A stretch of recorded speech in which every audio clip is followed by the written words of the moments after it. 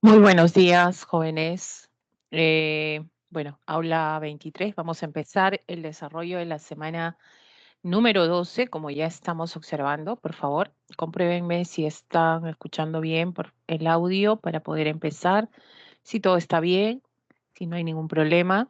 ¿Cómo están a todos acá en el aula para empezar el desarrollo de la semana número 12? Si todo está bien, para empezar y continuar hoy día. Buenos días, Coraima, ¿qué tal? Ya tenemos, sí, todo bien. Entonces, vamos a empezar. ¿Qué es lo que vamos a ver esta semana? Tenemos el caso de geografía, educación cívica.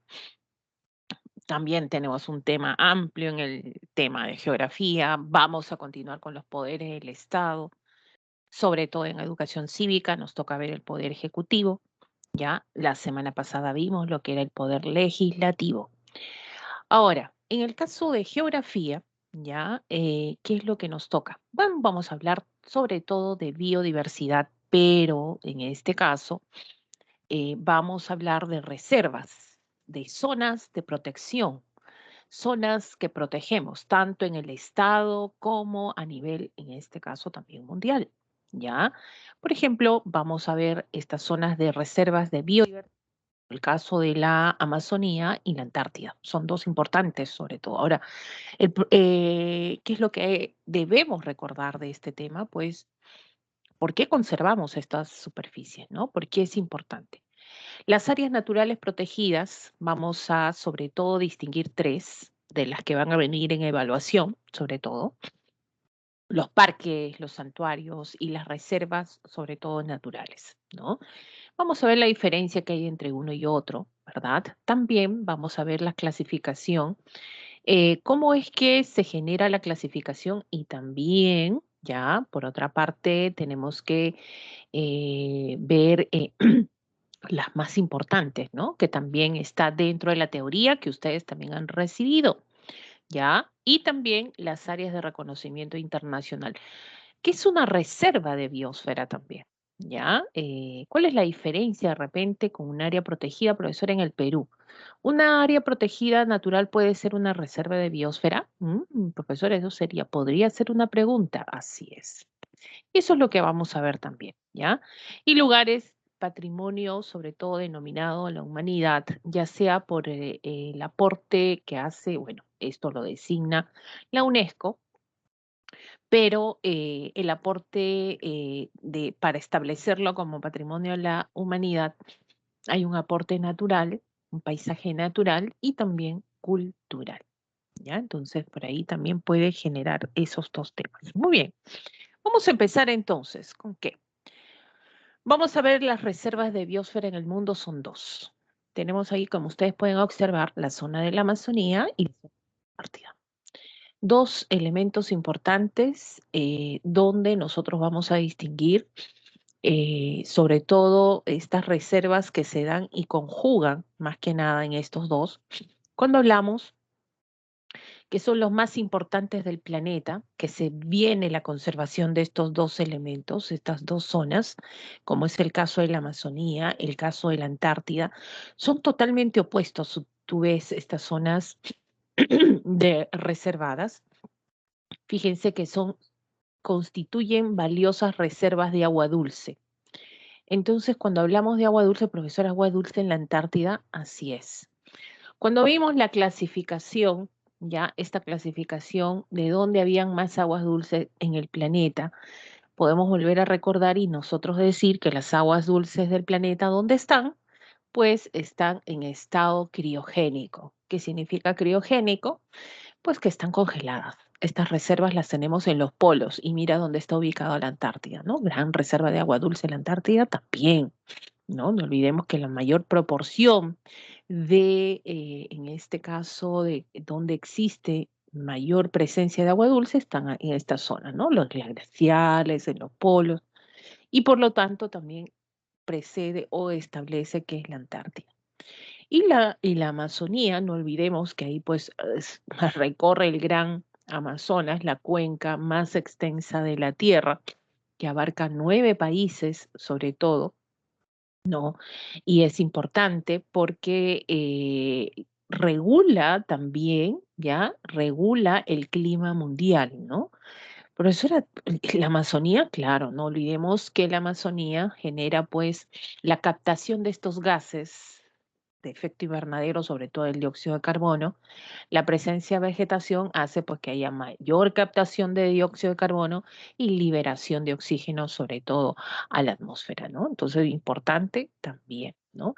Y no solo eso, la Antártida también, porque por eso era reguladora del clima. No olvides que acá hay aguas criogénicas, aguas en estado sólido, y eso significa pues que son zonas frías del planeta que de alguna u otra manera están conteniendo y regulando temperaturas en otros espacios también, en este caso pues del planeta, ¿no? De acá pues proceden de estas zonas frías, corrientes, vientos que circundan a otros lugares del planeta, y esto es importante también, ¿no? Un regulador, sí, almacena estas aguas en estado sólido también, ¿no? Entonces miren qué tan importantes son hasta el momento estos dos. Y poseen rica diversidad biológica, sobre todo la Amazonía, donde es más amplia la diversidad biológica. Hay una gran variedad de flora y esto acarrea pues una gran variedad de fauna. ¿Y por qué acontece todo esto? Por el clima que tiene esta zona, ¿no? Entonces, el suelo, ¿no? Genera pues que crezca este tipo de vegetación arbórea de gran tamaño en su mayoría en toda esta zona, ¿no? El agua que existe fomenta sobre todo pues que exista esta diversidad de flora y también pues de fauna, ¿no? En la Antártida, profesora, no hay vegetación. ¿Cómo va a compararlo con la Amazonía? Uno puede preguntar. Bueno, en la Antártida, jóvenes, hay vida, ¿ya? Y sobre todo la vida está asociada a la vida marina. ¿Existe vida? Sí. Hay, en este caso, mamíferos, peces, aves que podemos encontrar acá. Así es. Incluso especies que son parte necesaria de esta zona que forma una cadena alimenticia importante, ¿no? Para otras especies por ahí. ¿Ya? Y eso también lo que vamos a ver entonces. Entonces, cuando hablamos de la Amazonía, fíjense, por ejemplo, cuántos países son los que presentan Amazonía y bueno, tienen esta zona importante, ¿no? De biodiversidad, sobre todo en Sudamérica. La Guyana Francesa, Surinam, la Guyana, Venezuela, Colombia, Ecuador, Perú, Bolivia y Brasil. Si nosotros contamos, estamos hablando de cuántos países, estamos hablando de 9 países, ¿ya? Sobre todo dentro de esta estructura amazónica. Mire qué tan importante es. Entonces, vamos a ver el primer punto, ya empezamos con la Amazonía, ¿ya? Y vamos a la parte de sus características. ¿Qué encontramos acá? Entonces hemos dicho, profesora, la cuenca más extensa de la Tierra. Ah, miren, representa el 20% de agua dulce que fluye a los océanos, una gran reserva de agua dulce para el planeta sobre todo. Importante, así es, ¿ya? Y justamente se busca su conservación y uso racional también de este recurso. Más de la mitad de los bosques, hay presencia de bosques húmedos en esta zona. Eso está generando pues la condición de humedad, retención de humedad. La vegetación capta, ¿no? La parte hídrica, ¿no? Hablamos también de la evotranspiración, fomenta la humedad también a través de las hojas y fíjense de los árboles. No olvidemos que estos árboles no son caducifolios, son perennifolios y eso hace pues que sea pues importante la vegetación presente acá también, ¿no? Que no se caigan las hojas y esto propicia que pues esta vegetación continuamente esté generando pues fotosíntesis, ¿no? Entonces, fíjense qué tan importante es esto. Mayor cuenca del mundo, ya lo mencionamos, también gran reserva de agua dulce, zona de mayor biodiversidad del planeta, región que produce gran cantidad de oxígeno al planeta, ¿ya? Sabemos pues que uno de los pulmones del mundo y uno de los más importantes está en este sector de Sudamérica, hablamos de la Amazonía, ¿no? Y no solamente es rico o mayor biodiversidad, que quiere decir que tiene flora y fauna, sino también una diversidad cultural, ¿no? La diversidad cultural se habla de los grupos étnicos que se establecen, la población distinta, también urbana, rural, que se establece en esta zona, que aprovecha los recursos justamente de este espacio, de esta región, ya de la Amazonía, y propicia diferentes manifestaciones humanas. Entonces, a eso nosotros denominamos como, en este caso, pues, diversidad cultural.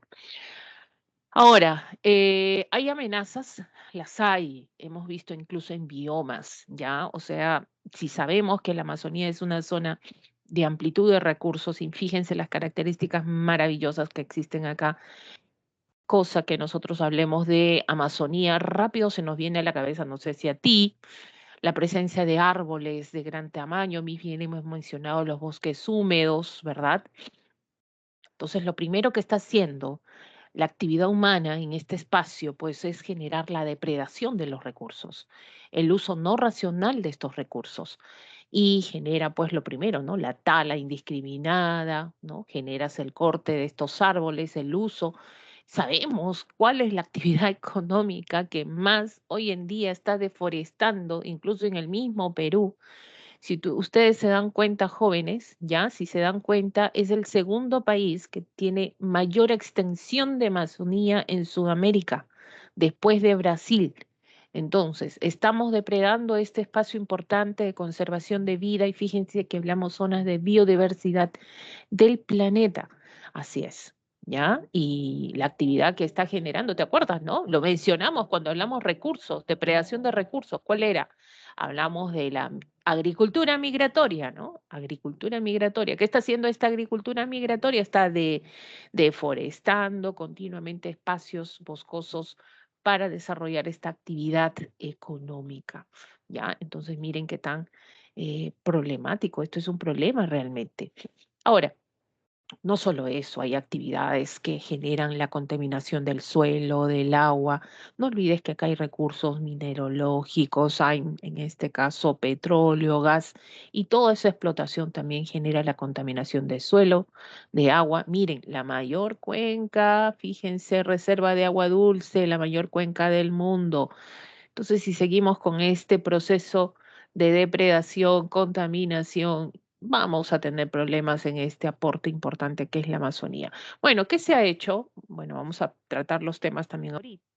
¿Qué se ha hecho? Pues se ha firmado un tratado. Fíjense desde qué año se ha generado la firma del famoso OTCAT, ¿no? Estamos hablando del Tratado de Cooperación Amazónica, esto firmado en 1978. Profesora, solo 8 países, pero no son 9. A ver, vamos a ver. Ya, a ver, mira. Guyana Francesa, Surinam, Guyana, Venezuela, Colombia, Ecuador, Perú, Bolivia, Brasil. Ah, son 9. ¿Y por qué lo han firmado solo 8? Bueno, acá solamente han firmado 8 países este Tratado de Cooperación Amazónica. Y justamente firmaron países que tengan acceso a la Amazonía o parte de sus territorios forme parte, ¿no? de la Amazonía, tenga presencia de esta región. Entonces uno se pregunta, profesora, ¿por qué? Si tiene Amazonía, ¿por qué un país se ha excluido? A ver, ¿qué país habrá sido excluido? ¿Bolivia? ¿Brasil? ¿Perú? Ecuador, Colombia, Venezuela, Guyana, Surinam, Guyana Francesa. A ver, díganme ustedes, ¿qué país puede ser que haya sido no firmante del Tratado de Cooperación Amazónica, esto desde 1978? ¿Por qué no firmó? Porque no tiene, en este caso, pues, independencia, jurisdicción en Sudamérica. Hay una dependencia de este país con un país europeo, ¿no? Es una gobernación este país prácticamente en Sudamérica. ¿De qué país estoy hablando, jóvenes? A ver, lo debes saber por ahí, ¿no? Profesora, es la Guyana. Muy bien, la Guyana francesa. ¿Ya? La Guyana francesa. Ah, profesora, la Guyana francesa. Así es, la Guyana francesa, ¿no? Justamente estas han sido dependencias más que nada de otros países, pero ya con permanencia y independencia política, la Guyana y Surinam, ¿no? Esto sí, pero la Guyana francesa no forma parte, ojo, acuérdate, tiene Amazonía, ya, pero no forma parte del Tratado de Cooperación Amazónica. Entonces, ¿qué fomenta? Lo puse con rojito acá, este Tratado de Cooperación Amazónica.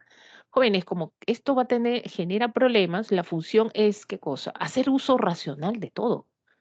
Por más que tú tengas Amazonía dentro de tu espacio, lo vas a usar. Te dice el tratado, utilízalo, claro. Profesora, parecido a lo que vendría a ser desarrollo sostenible, profesor. Eso es lo que he visto también.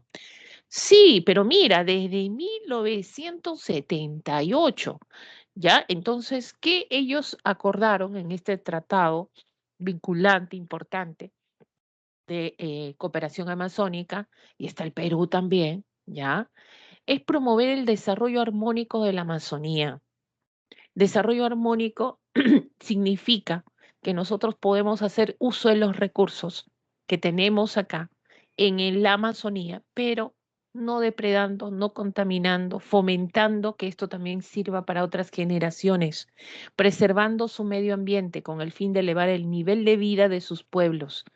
Está bien que utilices los recursos, crece económicamente, también te dice el Tratado de Cooperación Amazónica, pero ya de manera racional. No olvidemos este tratado entonces importante, las amenazas lamentables que están generando, eh, bueno, acá el título dice las mayores amenazas en la Amazonía, técnicas de explotación no compatibles con la minería informal, ¿no? Sabemos nosotros que en el caso peruano hay lamentablemente este desarrollo informal. A ver, ¿en qué región? ¿Te acuerdas? Te dije que te acordaras de esta región que, bueno, es la que propicia un pues desenfrenado, sobre todo hemos tenido, ¿no? El uso del mercurio, tanto en contaminación de suelos, de agua, ¿no? Sobre todo de deforestación, ¿no? Muy bien, ahí, Coraima.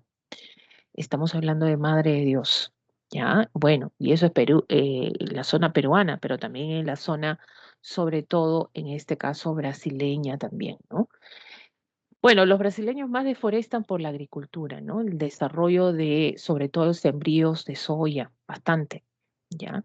Pero hay explotación de recursos minerales también, también lo hay en Brasil. Nosotros estamos yendo por ese camino también. Instalación de industrias sin estudio del impacto ambiental, ¿no? Lamentablemente, ¿qué tanto va a perjudicar este ambiente? No hay los estudios adecuados y las industrias simplemente comienzan a generar, explotar los recursos de estas zonas, ¿ya? Tenemos el aumento de las vías de transporte también que erosionan, desgastan, talan, deforestan también este ambiente. Aumento de la densidad demográfica urbana, crece la población y ya sabemos, al crecer la población, quiere instalarse en estas zonas, encuentra vegetación, la desaparece, sabemos cómo lo hace. También, ¿no? La deforestación es un elemento lamentable en este proceso. Pongo con rojo la agricultura migratoria que está talando y quemando la vegetación, que es uno de los principales problemas para recordar un poquito lo que vivimos en el caso peruano también, ¿no? Y esto se amplía también en el ámbito internacional, ¿no? Y las vías de transporte, pues, estas que necesariamente generan deforestar zonas importantes de este espacio de gran biodiversidad en el planeta. Miren, en el planeta, no solamente en Sudamérica. Ahora, ¿qué nos toca? Nos vamos al otro, nos vamos a la Antártida.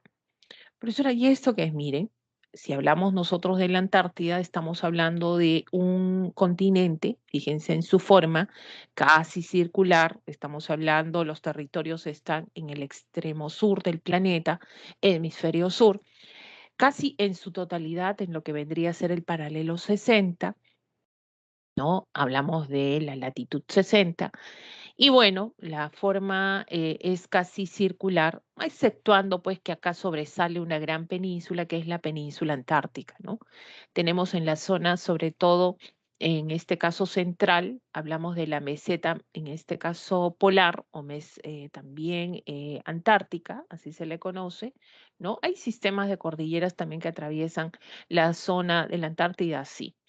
El clima es muy, muy, muy frío, gélido, ¿ya? En este caso polar, hablamos de muy seco, ¿ya? Pero hay una diferencia. Entonces uno dice, profesora, si hace tanto frío, ¿dónde hay vida, profesora?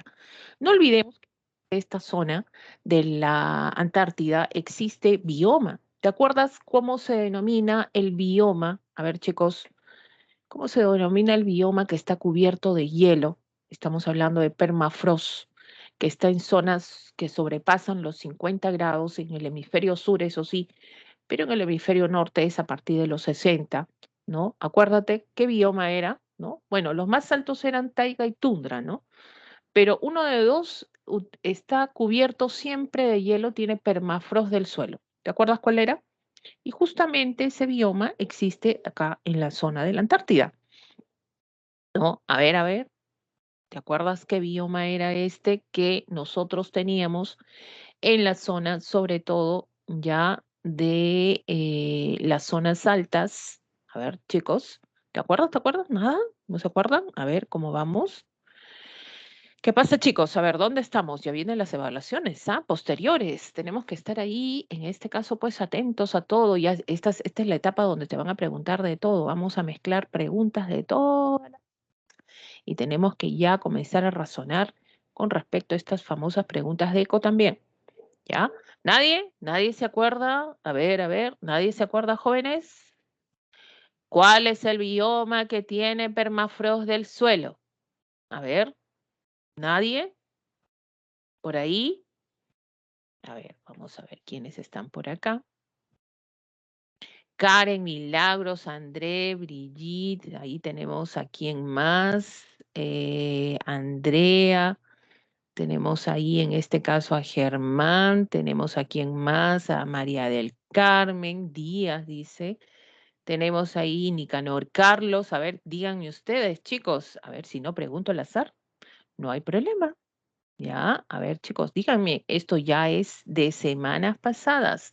Estamos estudiando supuestamente y estamos viendo temas que tienen que ver con este proceso. A ver, díganme ustedes, a ver, nuevamente pregunto, ¿cuál es el bioma que tiene permafrost en el suelo?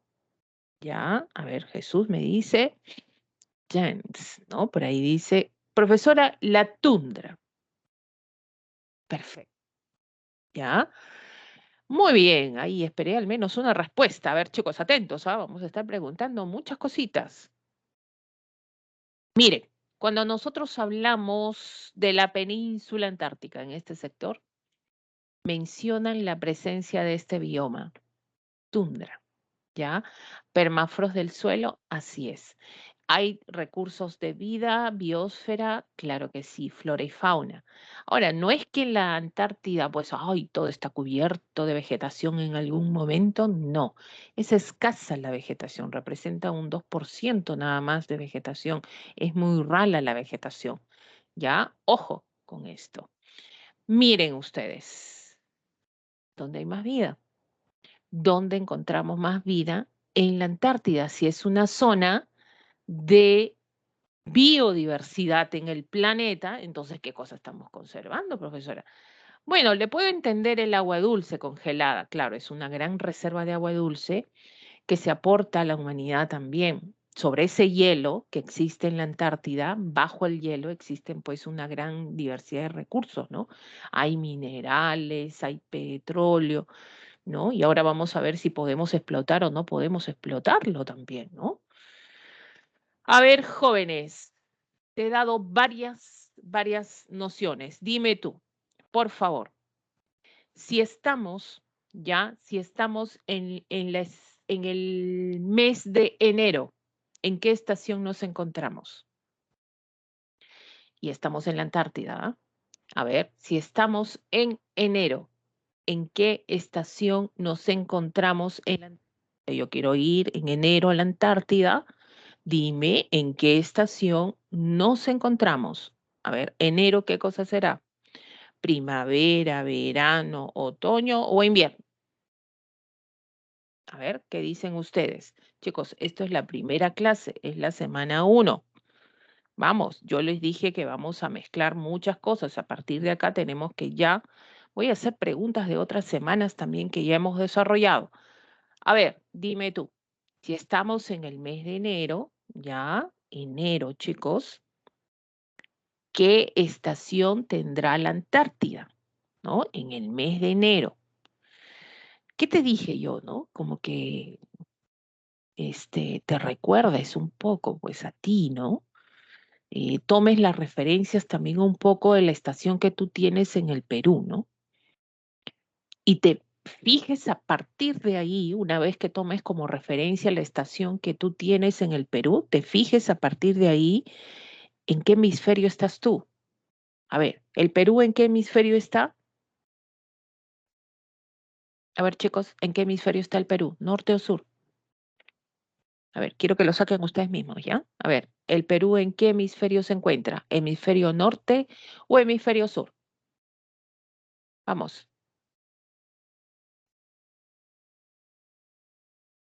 a ver,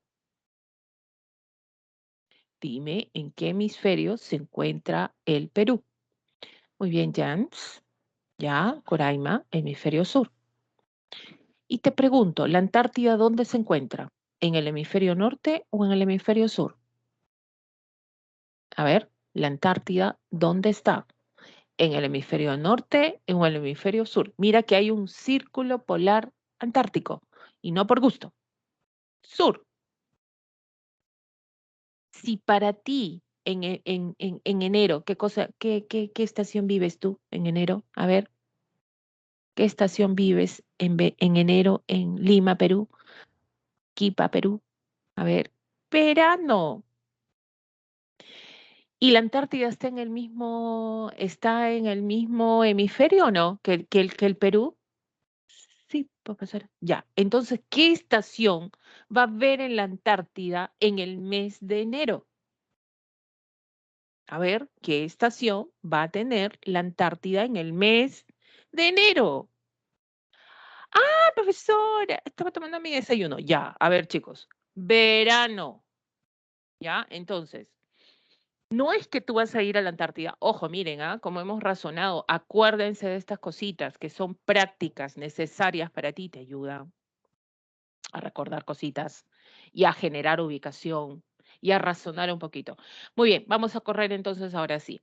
Miren, si en enero, que es la época de verano del hemisferio sur, y la Antártida también está en verano, ¿verdad? Hay presencia de luz solar, ¿no? Hay permafrost de suelo de todas maneras, como que se descongela un poco el hielo en ciertas zonas también de la Antártida. Entonces, jóvenes, es la época donde hace más calor, profesora, wow, claro, pero miren, en la zona del litoral, ya, en la zona del litoral costero de la Antártida, en enero las temperaturas, si hace calor, alto calor que vas a sentir es de 0,4 grados, o sea, casi 0 grados prácticamente, ya, es 0,4 grados en la costa.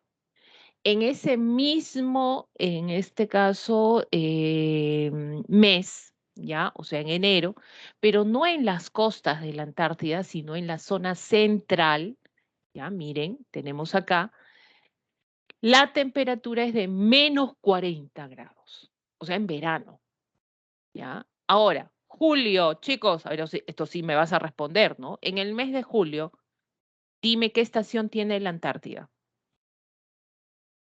A ver, en el mes de julio, ¿qué estación tiene la Antártida?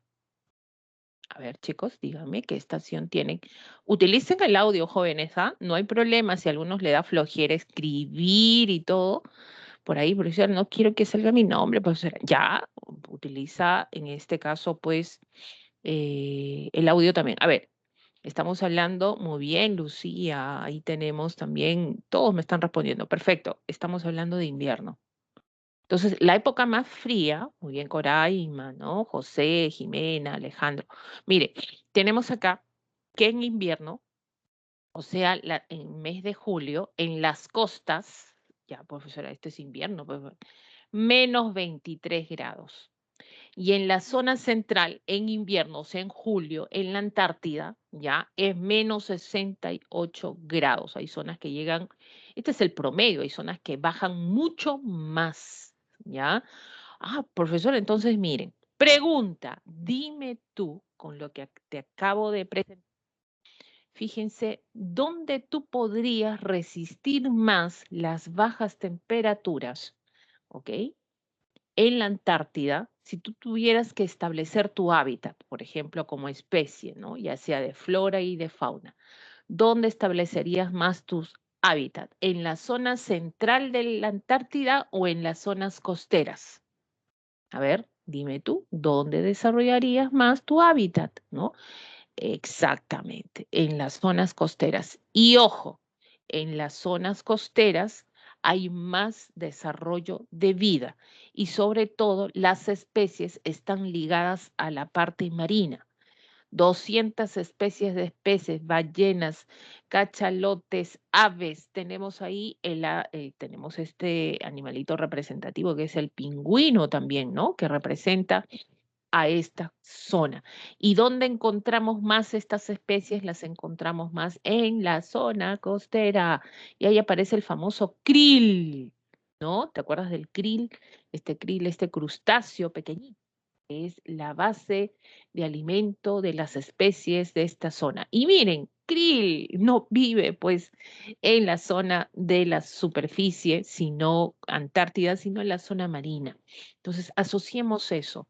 Ya cualquier pregunta que te venga acerca de este continente, ustedes puedan decir, ah, profesora, esto está más asociado y responder adecuadamente a la zona costera marina. Está el famoso krill que lo vamos a ver también ahí, este crustáceo pequeñito que representa y es importante también en esta jurisdicción. ¿Ya? Entonces, ahora sí, vámonos rápido, que vamos a ver, ahí tenemos la localización de la Antártida, volvemos a repetir, está en el hemisferio sur, enteramente en el círculo polar antártico y está rodeada por el océano Antártico también. ¿Ya? Vamos a tener ahí, vamos a agrandar un poquito el gráfico para poder observar, fíjense ustedes, los cuadrantes que se distinguen acá, el americano, el Pacífico, la zona del Pacífico, el africano. Profesora, ¿hay presencia de África también? Ya, ahí está Sudáfrica, por ejemplo. El cuadrante australiano, quiere decir también que está para el otro sector. Y fíjense que acá vamos a tener el círculo polar antártico, ¿no? ¿Te acuerdas de 66 grados? ¿No? No, muy bien, ahí está en esta latitud, pero abarca sobre todo acerca de lo que es 60 grados, ¿ya? Y estamos hablando, y el punto central sería el polo sur, que vendría a ser ya no ni 85, no es 75, no. ¿Cuánto es el polo sur? ¿Cuánto mide el polo sur? En latitud, ¿te acuerdas, no? La máxima latitud vendría a ser 90 grados, ¿ya?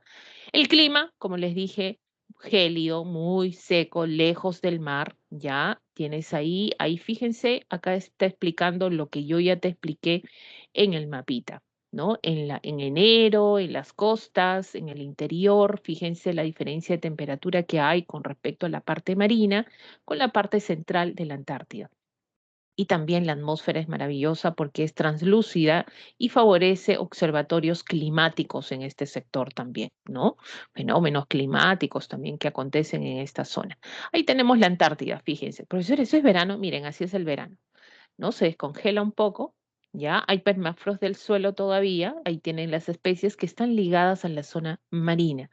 Y bueno, también zonas cubiertas de hielo grandemente en este continente. ¿Qué recursos naturales vamos a encontrar? Bueno, ahí están estos recursos maravillosos, jóvenes. Gran reserva de agua criogénica. No te olvides que agua criogénica es agua congelada, pero dulce, ¿ya? La flora es escasa, solamente representa el 2% del territorio. Fíjense, ahí tenemos el pingüinito, la gaviota, el albrat, el camorán antártico, que es un ave. No vayas a pensar que es un parecido al profesora. No, esta es una avecilla que tiene la particularidad, esta ave, de dormir en las aguas antárticas, ¿no? O sea, fíjense, se ha adaptado ahí. La foca, la ballena azul, la orca, el cachalote, peces como el bacalao también existen en esta zona, ¿ya? Pero la especie marina más importante en este sector es el krill. Dicen que este krill está siendo conservado, no puede ser depredado. Este krill dicen que tiene grandes y altas concentraciones de proteína, ¿no? Imagínate un chupe de krill, chicos, ingreso directo, así de frente a la universidad, terrible, ¿ya? Alta concentración de proteínas tiene el krill. Pero, profesor, hay que consumirlo. Profesor. Oye, no podemos porque acá también no podemos fomentar su depredación porque hay, este es el alimento de algunas especies también, ¿no? Pero dicen que este animalito a futuro, si las cosas siguen como estamos depredando todo en la naturaleza, la idea es no llegar a ese nivel, es que esta es una gran reserva alimenticia para el mundo en algún momento. Ojalá que no podamos utilizarlo, que quede así, ahí los animalitos que lo aprovechen, pero una gran concentración, sobre todo, pues, de proteínas y, bueno, base de la cadena alimenticia, ¿no? Y son propias de aguas frías, ¿no? Entonces, por ahí quisieron traerla al Perú también y que acá se masifique, se propague también para alimentos, pero no es alimento de las especies nuestras, ¿no? No resultó tampoco. Ya no resultó, pero bueno, ahí están las investigaciones. Entonces uno se pregunta, profesora, ¿yo puedo explotar recursos en la Antártida? Chicos, ustedes pueden explotar los recursos que están en la Antártida, podemos hacerlo. El Perú tiene presencia, tiene su base científica también acá. ¿Podemos explotar los recursos, profesor, en algún momento de la Antártida? ¿Qué dicen ustedes? ¿Sí o no? A ver, ¿qué dicen ustedes, jóvenes? ¿Podemos explotar los recursos de la Antártida? ¿Podemos hacerlo? Vamos, profesor, en caravana, yo quiero ir a la Antártida. Sí, ¿quién no quiere? También, ¿ya? A ver, ¿podemos explotar los recursos de la Antártida? ¿Tú qué crees? ¿No? A ver. ¿Ustedes qué creen? ¿Se puede? De repente un poquito, sacar un poquito ahí, llevarlo ahí, mutar los animales de repente, ¿no? Podemos hacer prácticas, de repente una bomba atómica y, ¿no? Nuclear que queremos, y no va a afectar a nadie, ¿ah? Ojo, que está en las zonas extremas de la Antártida y no hay vida en esta zona que se... No, pues, no. Miren, todo empezó ya con esto, bueno, vamos a ver que el 1 de diciembre de 1959 en Washington, D.C., ya se generó la firma del Tratado Antártico. Esto a raíz de que pues se llevó a cabo en el mundo anteriormente, antes de la firma de este Tratado Antártico, pues el año geofísico en el mundo, ¿no? Las investigaciones, había que llegar a lugares para generar estudios, ¿no? Etcétera. Hasta que pues un noruego llega pues a la zona, el primer, ¿no? A descubrir este continente importante, ¿no? Y vamos a ver ahí a Roald, en este caso Amundsen. Finalmente acá muchos de los países, es la época, miren, 1959, sobre todo las potencias mundiales en el mundo, ¿no? En este caso estaba en ese entonces la Unión Soviética también, que hoy es Rusia, ¿no? El Reino Unido, por ejemplo, Estados Unidos, Japón, Francia. Una vez que pasa y acontece esto, pues quisieron tener presencia, ¿no? Como siempre, ¿no? ¿Te acuerdas de los imperios coloniales en el mundo? Pues ellos también quisieron también tener esta presencia. Pero bueno, finalmente estos países deciden firmar un tratado en el cual van a ser estos 12 países, se les conoce como países signatarios, o sea, los países infirmantes del Tratado Antártico, donde deciden que la Antártida pues no pertenece a nadie, ¿no? Aunque en un primer momento cada uno de ellos generó el reclamo de superficie terrestre en la Antártida, ¿no? El famoso status quo que ellos reclaman como derecho. Imagínate, pues. Bueno, acá están las banderitas, jóvenes. ¿Quién más que ustedes puedan generar, conocer las banderitas? Ya, ahí está Estados Unidos, Argentina, profesora Australia, oh, profesora Chile, ahí está. Profesora el Perú, bueno, acá está el Perú, pero no como miembro firmante, porque son los 12 primeros que son firmantes, por eso se le conoce como signatarios, ya, en primer lugar, luego nos adherimos, ya, fuimos adherentes en algún momento, pero hoy en día somos consultivos y estamos muy cerca de los firmantes, ¿no? Acá está Perú, ¿no? Nuestra banderita, ¿no? Pues ahora España, posterior, claro, por ahí también, ¿no? Corea del Sur, etcétera. Alemania, ¿no? Ahora, los firmantes, luego vienen los adherentes. Hoy en día, ¿cuántos países son miembros? Actualmente 54. De los 12 que empezaron, hoy día son 54. ¿Ya? Son estos signatarios, está Argentina, Australia, Bélgica, Chile, Estados Unidos, Francia, Japón, Noruega, Nueva Zelanda, el Reino Unido, Sudáfrica, bueno, antes era pues, en este caso, la Unión Soviética, ahora es Rusia, ¿ya? Hay presencia de estos países en esta zona, son miembros signatarios. ¿Qué significa? Tienen voz, voto y veto. ¿Ya? Los signatarios tienen esas tres categorías, voz, voto y veto. Voz, opinan, ¿no? Voto, deciden, ¿no? Y veto, prohíben, ¿ya? Profesora, ¿nosotros qué somos? Consultivos, por ejemplo, los consultivos solamente tienen voz y voto. Ya el caso del Perú tendría voz y voto nada más, pero los signatarios sí tienen los tres, voz, voto y veto. Bueno, a partir de acá, jóvenes, las disposiciones que se van a dar en la Antártida es la utilización exclusiva para fines pacíficos. Nada de que voy a llevar pues a mi base, en este caso científica, voy a establecer necesariamente pues, una misión militar, no, está prohibido. Ya, unas prácticas nucleares, prácticas de alguna situación que modifique o altere también el sistema ambiental de la Antártida está prohibido. Libertad de investigación científica la hay, cooperación y fin también. Las investigaciones son abiertas y también pueden ser compartidas. Tú no puedes cerrar tu investigación ya y decir que estarás haciendo una mutación de algo. No, tiene que ser abierta y también conocida. Intercambio de observaciones de resultados científicos entre los países, en este caso en los países partes, o sea, entre las partes también, ya se establece. Pero en 1991, esto en Madrid, se firma este protocolo al Tratado Antártico sobre protección, o sea, se añade más un tratado.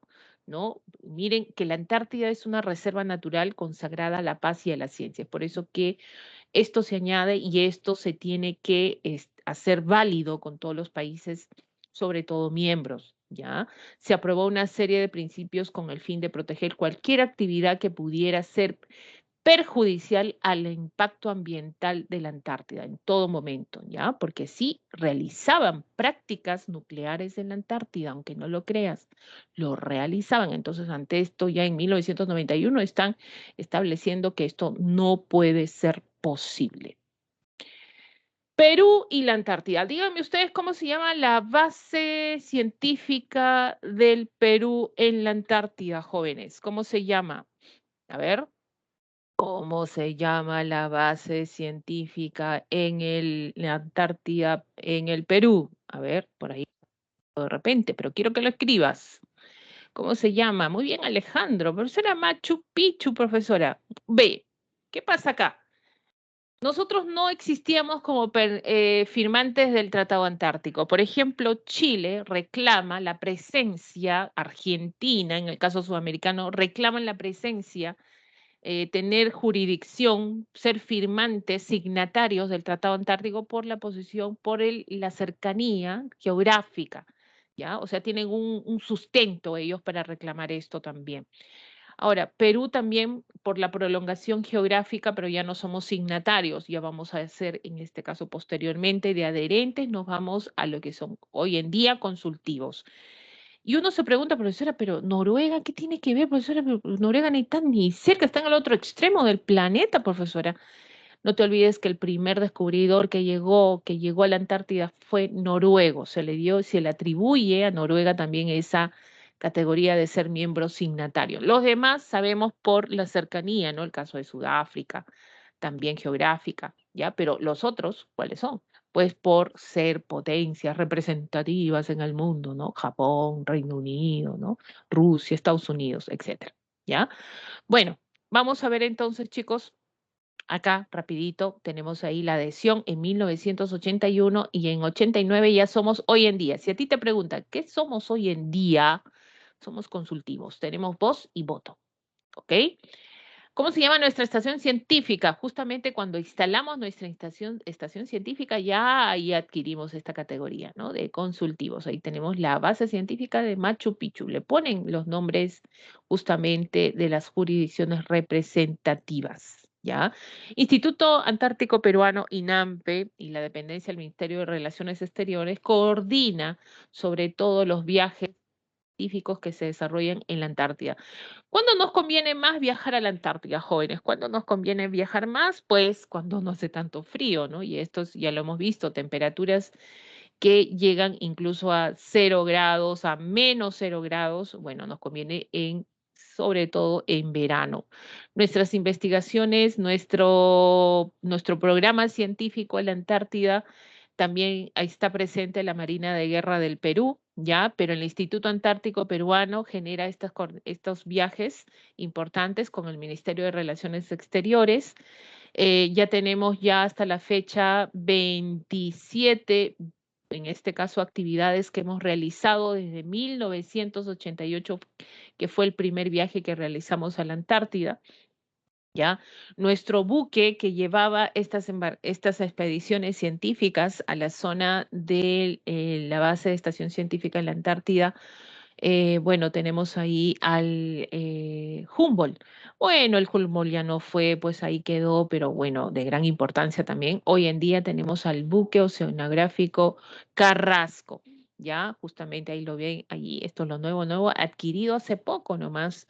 Este buque pues tiene todas las condiciones importantes, hay hasta laboratorios internos, ¿no? Donde nos permite llegar a la estación científica de Machu Picchu, ¿no? Y tenemos ANTAR, Expediciones Científicas Peruanas, en este caso a la Antártida. Eso significa ANTAR. Justamente hemos realizado 27 viajes a esta jurisdicción. ¿Ya? Entonces, jóvenes, es un lugar también importante de conservación, así es, pero en el caso peruano, en nuestro espacio también tenemos áreas de conservación. ¿Cómo se denominan estas áreas? ¿Quién las protege? El Estado. Hablamos de las áreas naturales protegidas por el Estado, que pueden ser espacios continentales, pueden ser marinos, ya en todo el territorio nacional. Y hace poco, no sé si han escuchado jóvenes, este año ha sido declarada una nueva reserva marina importante que venía siendo pues promocionada para que voten, ¿no? A ver si podemos, en este caso, determinarla como reserva importante de conservación y aprovechamiento de recursos, ¿no? Estamos hablando de a ver, ¿alguien la conoce? ¿Alguien la conoce? Hace poco, este año, establecemos una reserva importante, gran conservación, sobre todo de recursos marinos que existen en esta reserva, que está justamente en esta estructura, esta dorsal que nos atraviesa, importante, ¿ya? Y justamente esta reserva tiene el nombre de esa dorsal, ¿ya? ¿Saben qué dorsal es, chicos? A ver, ¿saben lo que es una dorsal, no? Estamos hablando de una cordillera submarina, ¿no? ¿Alguien la conoce? ¿Nadie? ¿Nadie? ¿Nadie? ¿No he escuchado de esta nueva categoría que tenemos hoy en día de una dorsal marina que hemos sacado? Pero bueno, lo vamos a ver entonces, si no lo conocen, chicos. No se preocupen, ya, no se preocupen. Muy bien, estos están reconocidos y protegidos por el Estado. Entonces, el Estado tiene algo importante pues que proteger, ¿no? Porque nosotros a veces los que conformamos el Estado no protegemos los recursos.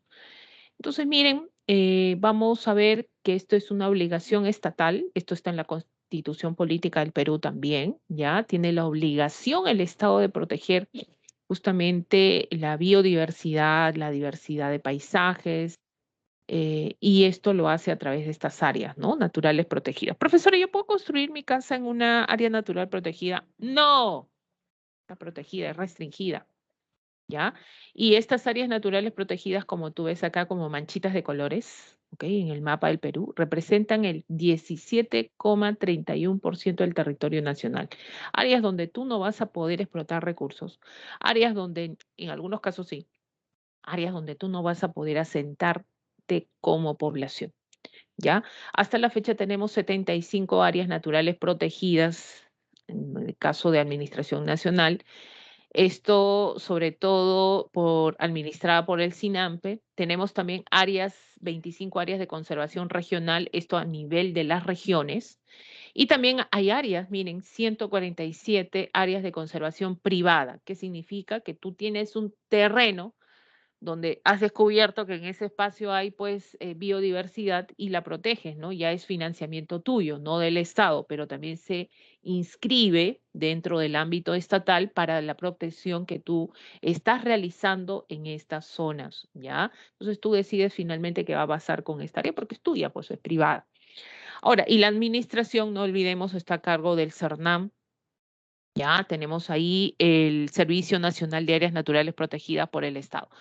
Este es un esquema pequeño, jóvenes, donde nosotros podemos ver de dónde sale todas estas categorías, que también lo vamos a ver ahorita. Las áreas naturales protegidas por el Estado, ¿quién las agrupa? ¿Ya? Bueno, ahí tenemos al SINAMPE, Sistema Nacional de Áreas Protegidas por el Estado. Entonces uno dice, profesora, ¿cómo las agrupa, profesora? ¿No? Las categoriza en intangible o tangible. O también puede ser, ya tienes ahí de uso indirecto, ya que es en este caso el intangible, tangible de uso en este caso pues directo, ¿no? ¿Cuál es la diferencia? Tangible, estas áreas pues son estrechas, cerradas, intangibles, aquellas que no podemos explotar así abiertamente, ¿no? Existiendo población, no puede hacerlo. Algunas excepciones, por ejemplo, bueno, Parque Nacional, Santuario Histórico, por ejemplo, que son de categoría intangible. ¿Ya? Y tangible cuando sí tú proteges y puedes tener acceso a los recursos, ¿no? Reserva nacional es lo que vamos a ver hoy día, por ejemplo, en el caso sobre todo de estas áreas. Entonces, ¿quién genera categorizar esto? Es el SINAMPE, ¿ya? El SINAMPE. Entonces, categoriza eso, las agrupa. Ahora, también existen las reservadas. ¿Qué significa reservadas? Áreas sin clasificar, o sea, no han sido determinadas como tangibles, parques nacionales, santuarios, en este caso, o intangibles o tangibles, o sea, todavía no hay categoría para ellos, ¿no?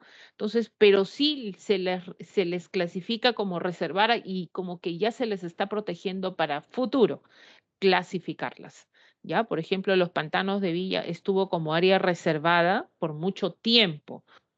Entonces, no había una clasificación exacta. Para hacer eso tienes que generar estudios a cuál pertenece también, ¿no? Si es una zona de un parque, un santuario, no podría ser parque porque el pantano es pequeño nomás, ¿no? Santuario histórico no puede ser porque el santuario histórico tiene que generar la conservación de área natural y también de una riqueza cultural, ¿no? Histórica, un acontecimiento importante, el caso de Machu Picchu, por ejemplo, ¿no? Santuario histórico, ¿no? Tienes ahí, hay 4 santuarios históricos nada más en el caso peruano. Y tenemos, por ejemplo, ¿qué pasó? Pues a futuro decidieron que ahora ya no, pues los pantanos de Villa ya tiene categoría, es reserva de vida silvestre, ¿no? Zonas donde llegan pues aves migratorias también, ¿no? Reserva de vida silvestre de uso tangible directo, ¿ya? Por eso es también abierto a la población o este tipo de áreas naturales. Entonces, las reservadas son aquellas que se esperan para ser clasificadas, por ejemplo. ¿Y quién las administra? ¿Quién ve su conservación? ¿Qué ve el unas reservas, por ejemplo, las vicuñas, cómo la aprovechamos la lana, pero no vayas a generar, pues, matar vicuñas para aprovechar la lana. ¿Quién decide todo eso? ¿Quién dice qué se explota, no se explota, en qué manera se conserva? Ay, para entrar en una área natural protegida tienes que pagar también, ¿no? Todo esto es el CERNAM, ¿ya? Este es el encargado de todo este proceso. Y estos dos organismos del Estado están adscritos ¿a quién? Al Ministerio del Ambiente. Está regulado también por el Ministerio del Ambiente.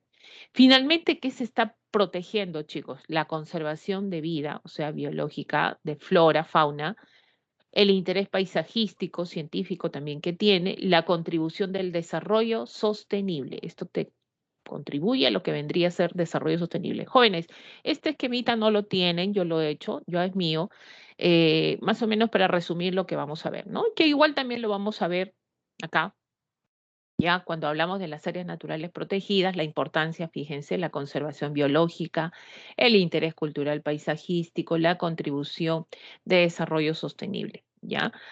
El caso de tipos de uso indirecto o intangible, ¿no? O sea, no podemos tocarlo, no podemos aprovechar los recursos en esta zona. Parque Nacional, Santuario Nacional, y santuario histórico también, ¿no? El santuario histórico, no te olvides, tiene dos categorías, natural y sobre todo cultural.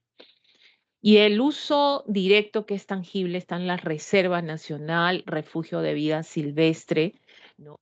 Hay la Reserva Paisajística, en Yauyos, por ejemplo, existe esto, Reserva Comunal en las comunas, que protegen la biodiversidad, sobre todo en las zonas amazónicas existen esto, bosque de protección también, ¿no? De las cuencas altas, en la selva, ceja de selva, cotos de caza, profesora, ¿hay permiso para cazar animales? Sí, está en Golo, por ejemplo, en Piura, y zonas reservadas, que son las zonas que están esperando a ser categorizadas también, ¿ya?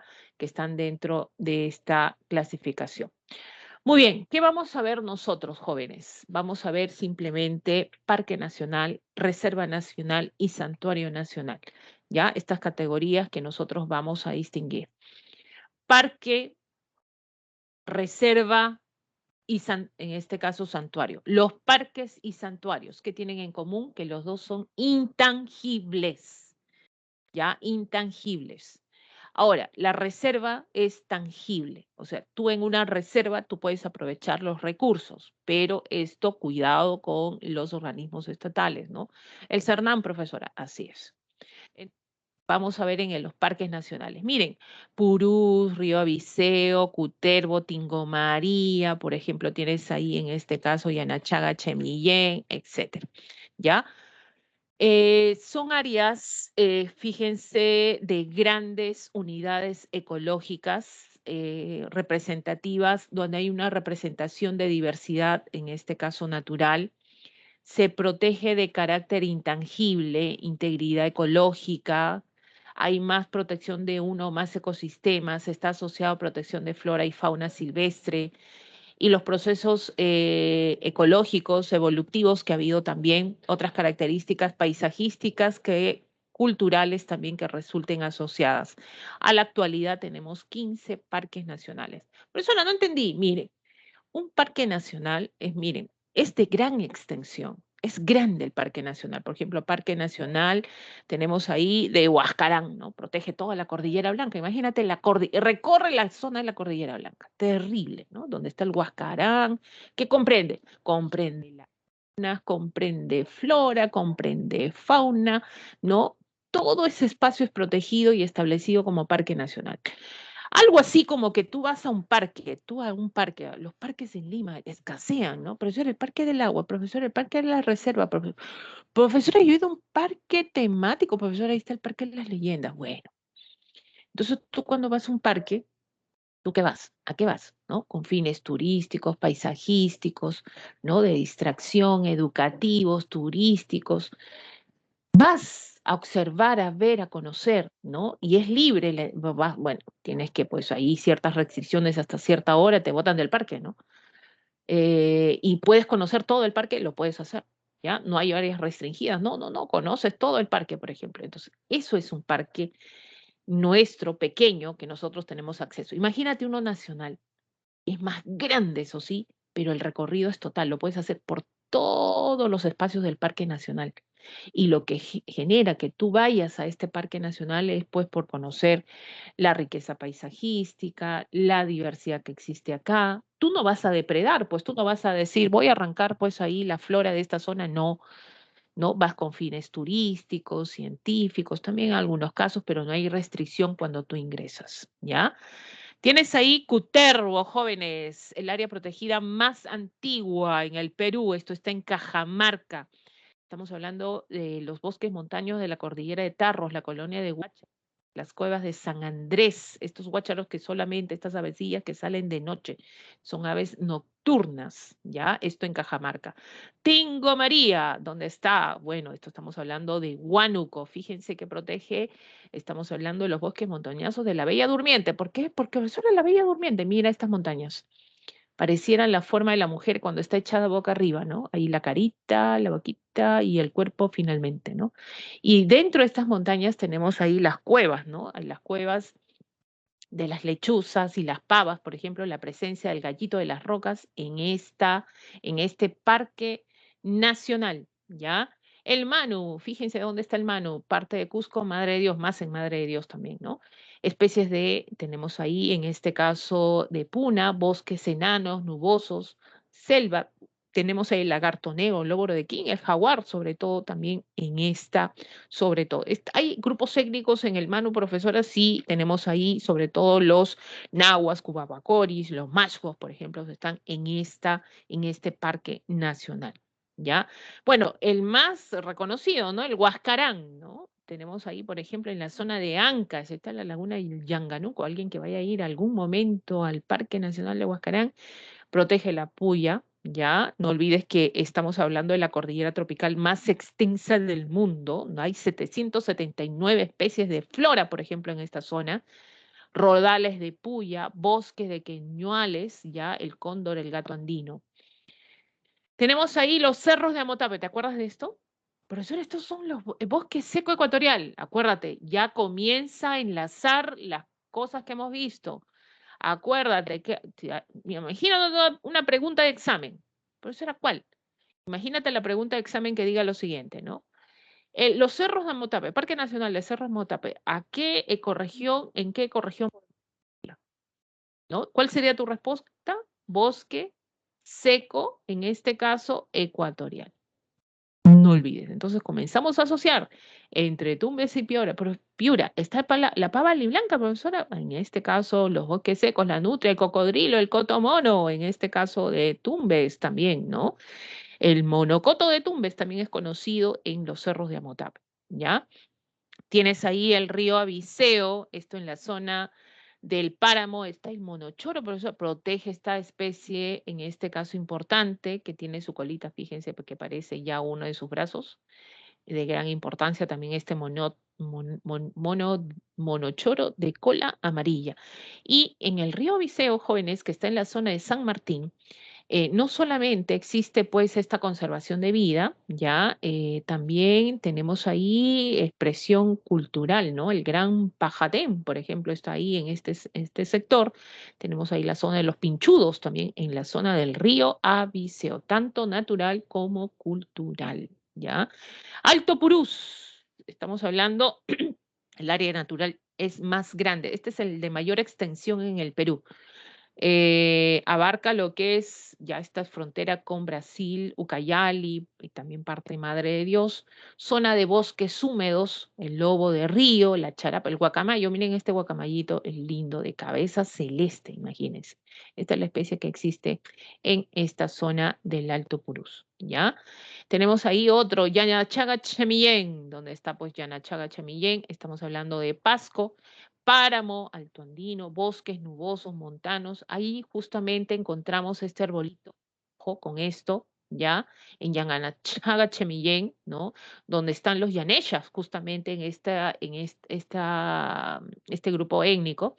Ulcumano, que es un arbolito que mide más de 40 metros de altura, imagínense eso, ¿ya? Tú eres un puntito nada más ahí, más de 40 metros de altura y justamente es la vegetación representativa de este parque, ¿ya?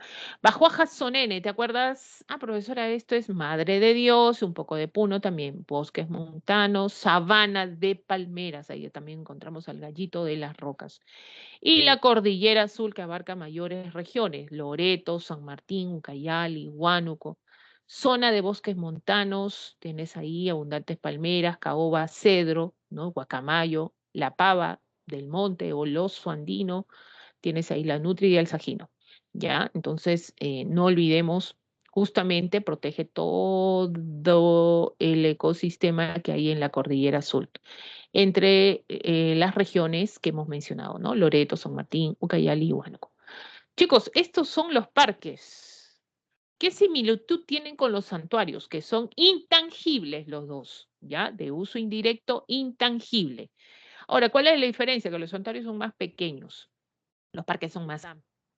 ¿ya? Y los santuarios, como dice su nombre, no como un parque, tú puedes recorrer todo el parque. Los santuarios son restringidos a algunas áreas. No puedes ingresar a algunas áreas. Alguien va a los manglares de Tumbes, que es Santuario Nacional de los Manglares de Tumbes. Profesora, quiero ver el cocodrilo, profesora, el oso manglero lo quiero ver. No, pues simplemente hay zonas donde tú puedes recorrer la zona de los manglares. Hay zonas científicas de investigación.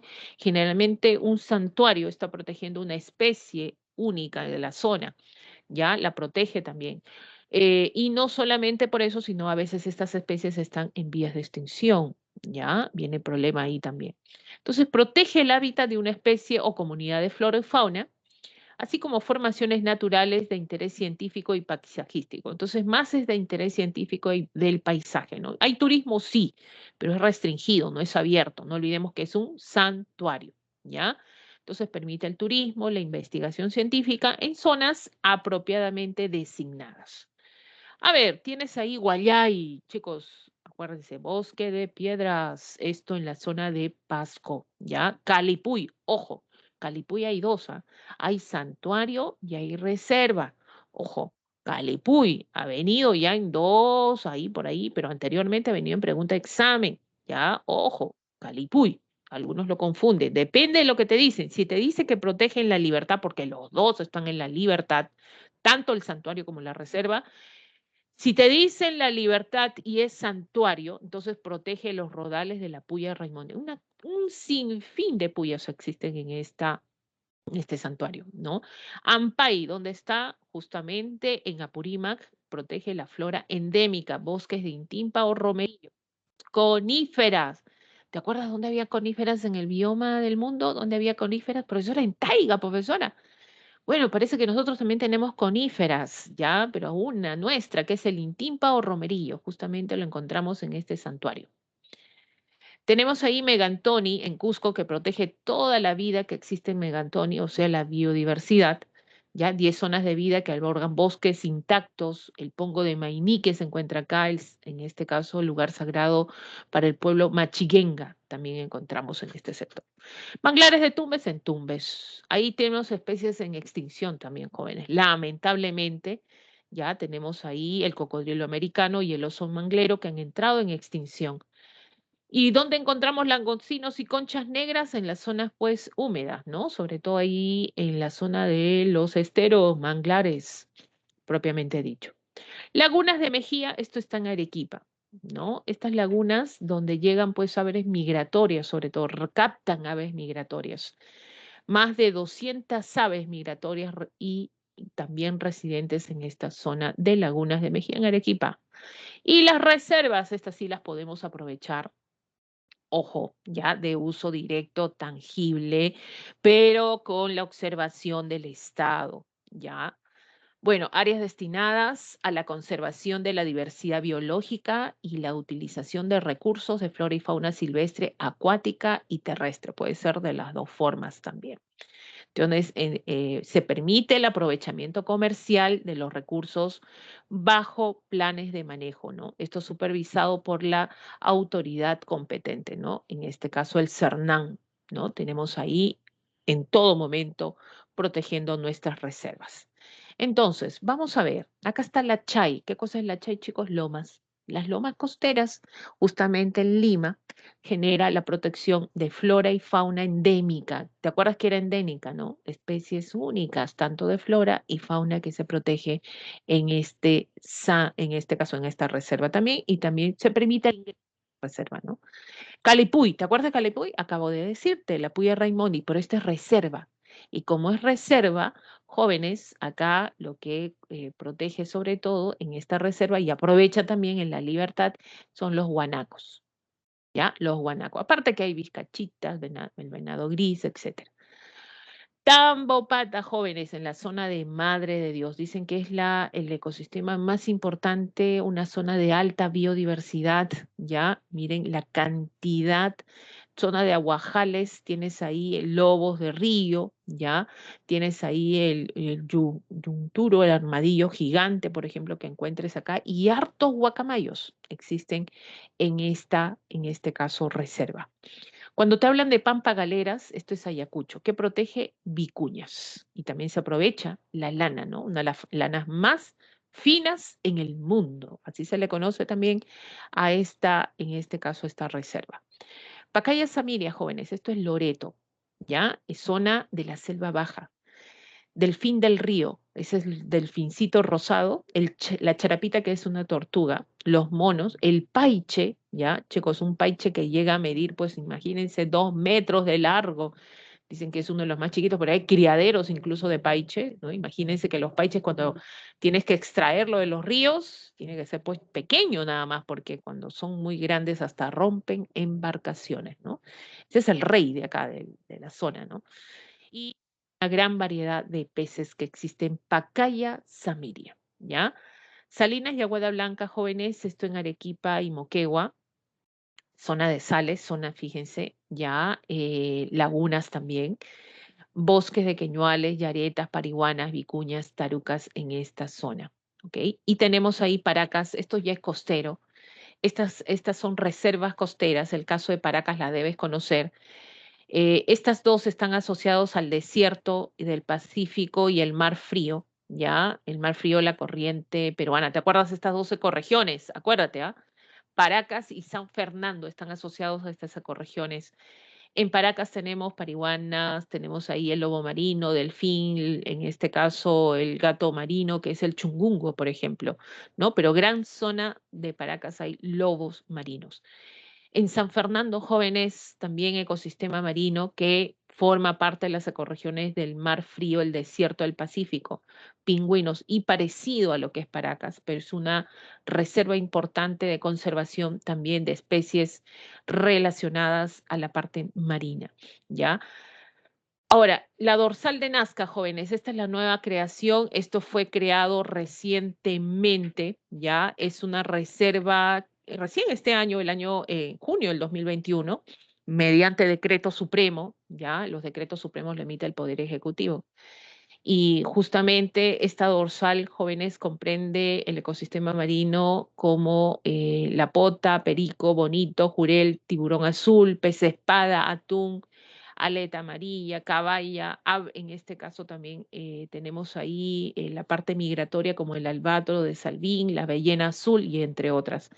Es una zona muy importante de conservación que está, estamos hablando a profundidades de 3.000, ¿ya? Porque hablamos de elevaciones de cordilleras submarinas de 3.000, en este caso de elevación, y justamente en estas cordilleras submarinas es donde se genera pues la presencia de esta biodiversidad, ¿no?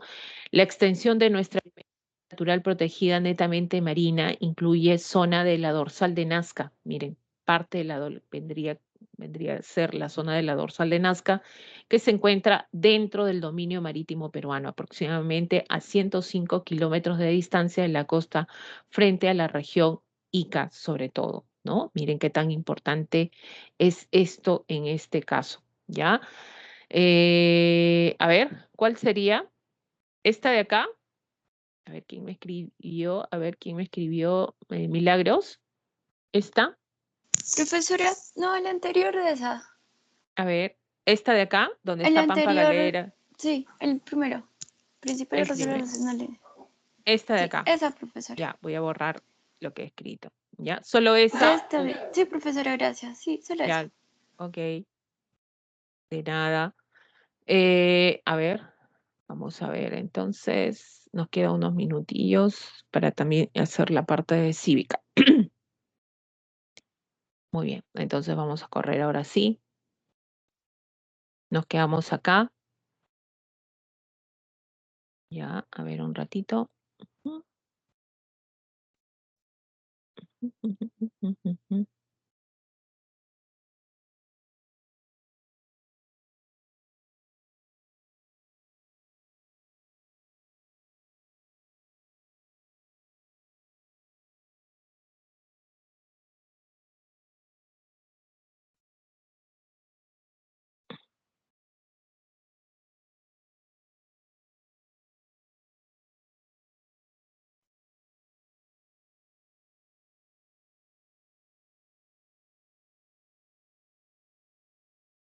A ver un ratito, chicos.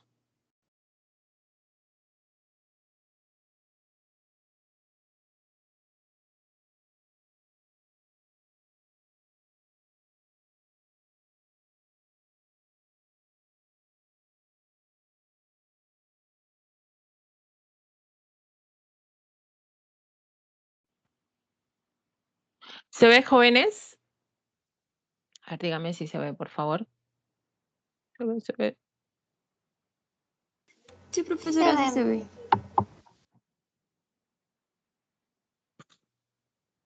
Ya, vamos a ver entonces un ratito. Miren, esto es la dorsal de Nazca. A más de 100 ¿Se escucha? kilómetros, frente a la costa de Ica, se busca Sí, profesora, crear sí se escucha. la primera área natural protegida marina del Perú, la dorsal de Nazca. Una enorme cordillera submarina que está entre los 1.500 y 4.000 metros de profundidad, que alberga ecosistemas únicos, biodiversos y frágiles que debemos proteger.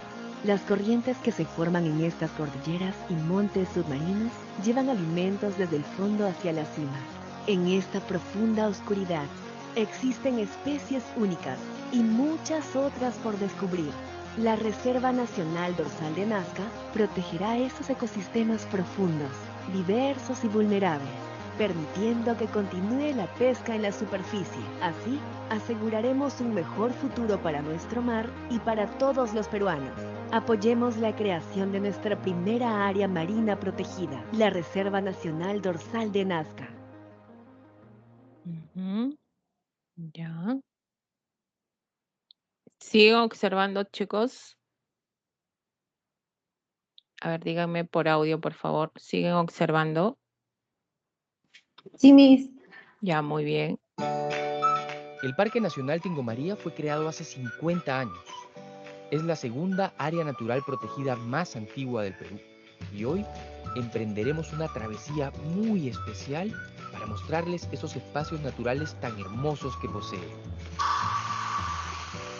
En el camino conocerán a los héroes silenciosos de nuestros bosques y disfrutaremos de esa increíble diversidad biológica que lo hace único.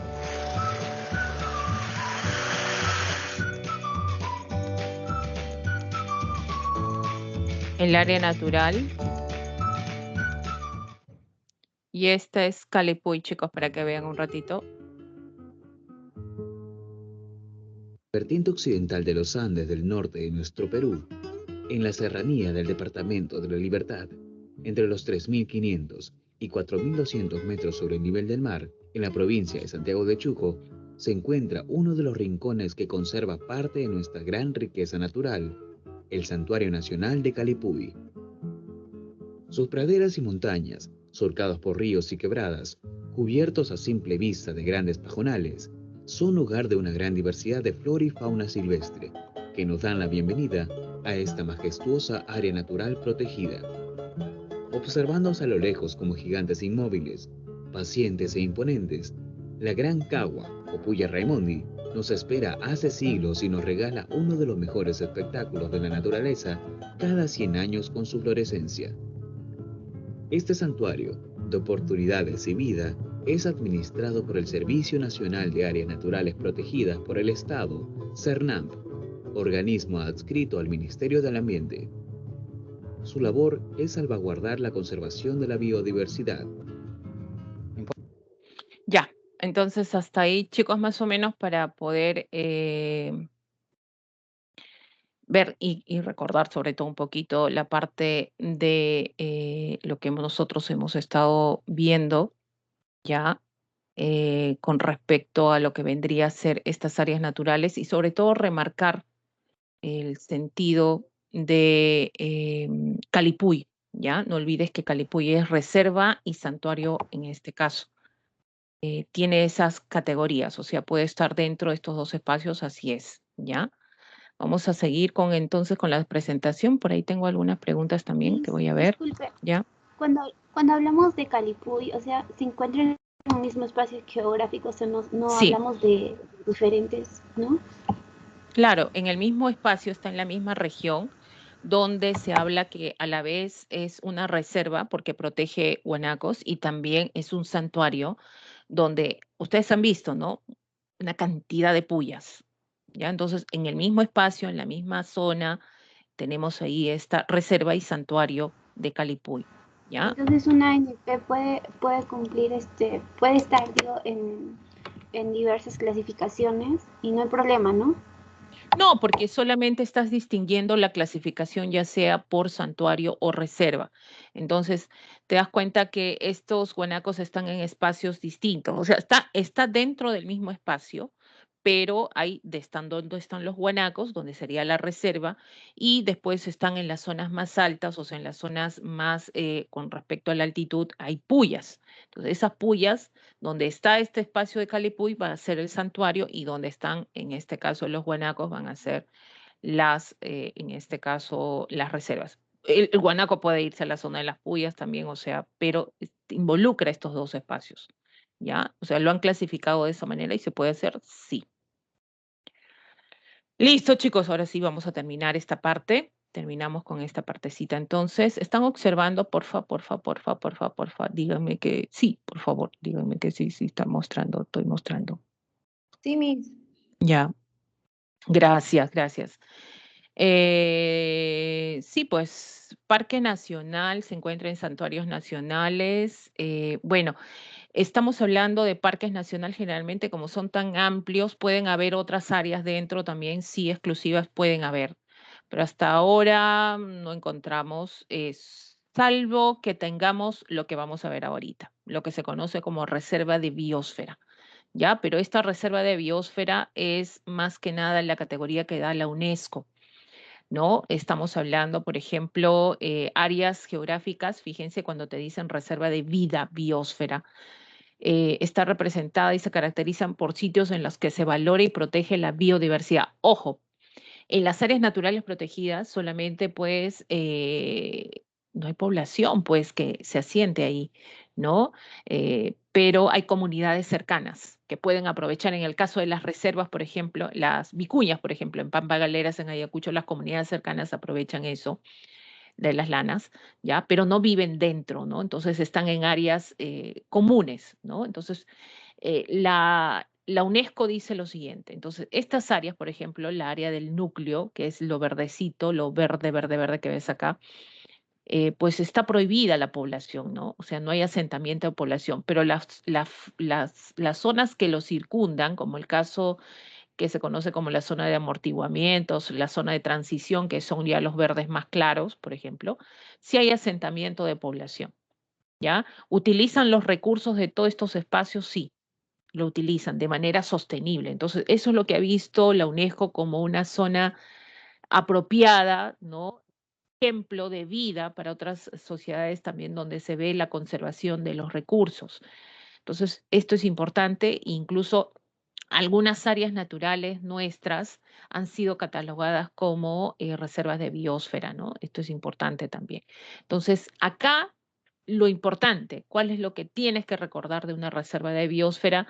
Es que están albergando comunidades humanas, ¿ya? O sea, en esta reserva de biosfera hay comunidades que habitan y que utilizan los recursos de esta zona.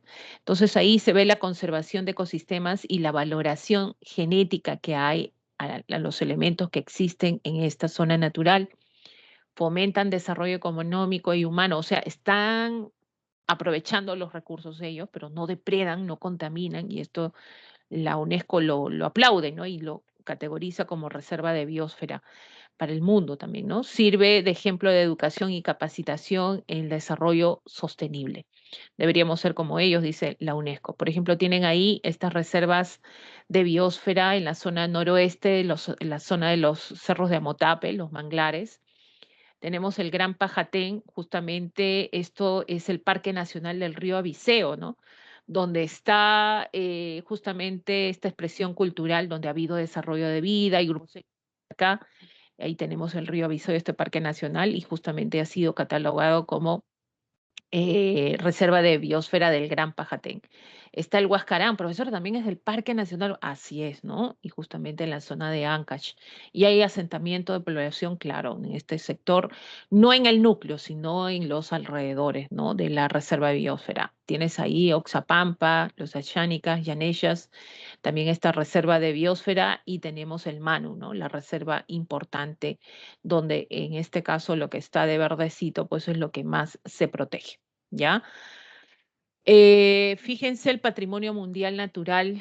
Bueno, son lugares de la Tierra con valor universal en este caso excepcional, gracias a la Convención del Patrimonio Mundial, que ratifica sobre todo por 190 países, sitios naturales que gozan de ecosistemas y economías, en este caso, que no puedan destruir todos estos paisajes naturales o recursos naturales.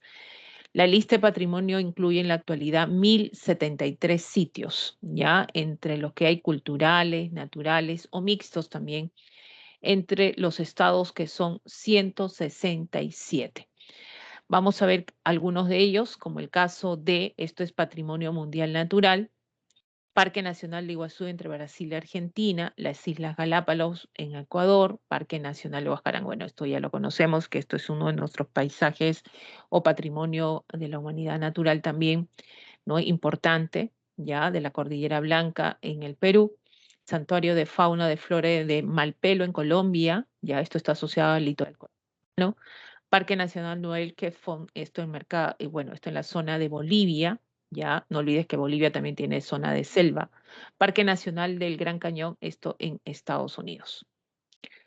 Muy bien, chicos, terminamos y nos vamos a los ejercicios rápidamente. Dime. ¿Podría retroceder la diapositiva, por favor? A ver, esta de acá, voy a borrar La anterior. rapidito. La anterior, vamos, dime. Ya, Sí, ya, muchas gracias. ya, de nada.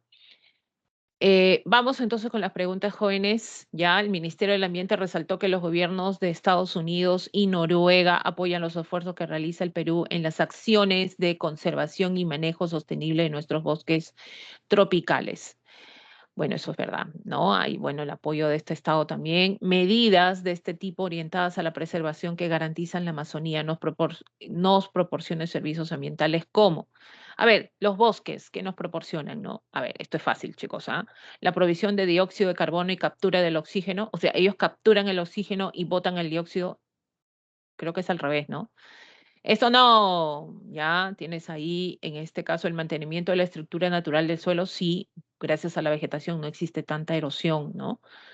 Regulación del ciclo hidrológico y recarga los acuíferos, sí. No olvides que la vegetación es captación de humedad, ¿no? Capta el agua, infiltra el agua, ¿no? Hay vapor también de agua gracias a esto. Y la emisión de los principales gases de... No, pues ellos más bien la idea es que ellos capten el dióxido de carbono, ¿no? Esto es incorrecto. Clave B de bueno. Ya, bueno, esto es la primera pregunta. Bueno, acá está de la Antártida, jóvenes. Vamos, ya, la explotación de los recursos, la explotación de los recursos. La explotación de los recursos estratégicos solo lo pueden realizar países signatarios. Chicos, ¿se puede explotar en la Antártida? No, claro, esto es falso.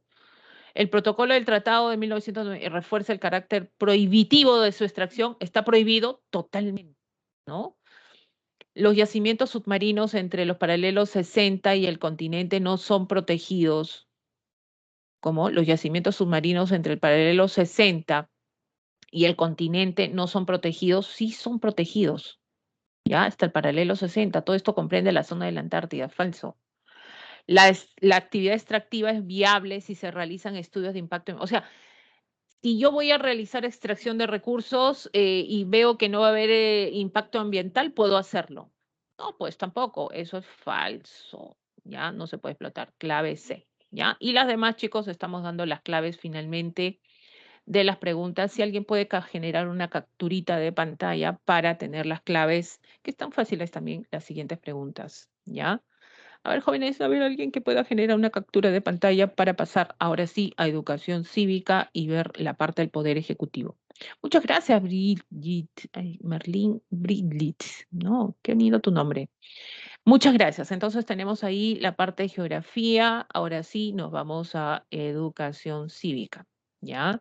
¿Qué nos toca ver en este caso? Pues vamos a ver lo que vendría a ser el Poder Ejecutivo. Aunque es corto el Poder Ejecutivo, pero no deja también de generar explicación importante que hay que conocer, ¿ya? Por eso esto viene en el examen, obvio. De todas maneras, chicos, díganme si se ve o no se ve, por favor, ¿ya? Porque una vez estuve haciendo clases y al final me dicen, profesora, no se ve. No, dije yo. A ver, ¿se ve, chicos? No se preocupen, contéstenme, pregúntenme con audio, no tengo problemas. Si no quieren escribir, me da flojera, profesora. Se Ya. ve, Miss. Gracias. Poder Ejecutivo, Presidencia de la República, Presidencia del Consejo de Ministros, Ministerios de Entidades Públicas.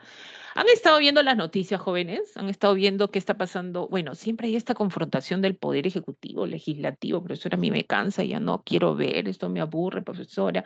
No a la política, ¿no? Por muchos jóvenes están en esa condición, ¿ah? Muchos jóvenes están ya pensando de esa forma y es malo porque en algún momento ustedes, fíjense que están aspirando a ser profesionales y van a aspirar, imagínate que ingreses a trabajar a un cargo en el Estado, entras como practicante nomás y de pronto te quedas a trabajar ahí y comienzas a ascender y a crecer. Vas a hacer política, ¿no? Y la idea es que nuestros jóvenes estén preparados en todo momento y en todo ámbito. Todo eso que estamos detestando de ver y no ver, pues esto es producto de lo que hemos hecho años anteriores, no es de ahora. Ya estas autoridades que hoy día nos rigen, es porque antes han sido jóvenes como ustedes en algún momento y finalmente estamos viendo las consecuencias. ¿Qué ha pasado finalmente, no? Los valores, ¿ah? Faltan muchos valores sobre todo.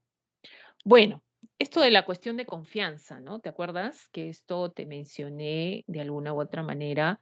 Esto está en el Tribunal Constitucional. Han tratado de modificar la cuestión de confianza para que finalmente no sea pretexto para disolver el Congreso, ¿ya? Pero ¿qué ha hecho el Poder Ejecutivo? Ha dado su contra, ¿no? Ha dado su contra y ha presentado una iniciativa legislativa. Profesora, ¿qué es eso? Y presento una ley, tengo esa potestad y ese derecho como Poder Ejecutivo, donde menciona esta iniciativa legislativa, donde se le quite la vacancia de la presidencia y se quite la parte moral. O sea, para que no haya vacancia, o sea, no saquen al presidente por incapacidad moral. Imagínense. ¿Ya? Entonces, bueno, tampoco no estoy de acuerdo con eso, ¿ah? O sea, si un presidente se le descubre actos de corrupción, no podrías vacarlo. Profesora, el presidente goza de inmunidad, profesora, sí, claro, pues, también, ¿ya? Entonces hay ciertas cosas nomás que se le toman para vacarlo. No siempre, en este caso, va a ser protegido. Bueno, ahí está, nuestro poder ejecutivo renovado, ahora sí, que lo conforma, miren, esto mediante ley orgánica. ¿Quiénes emiten las leyes orgánicas? Es el Congreso. Estas leyes orgánicas derivan de la Constitución, ¿ya? En la Constitución, tú abres la Constitución, vas a ver funciones de organismos del Estado, ¿no? Sobre todo los poderes del Estado, y donde vas a ver que están establecidos en artículos, ¿no? Dentro de la Constitución. Muy bien.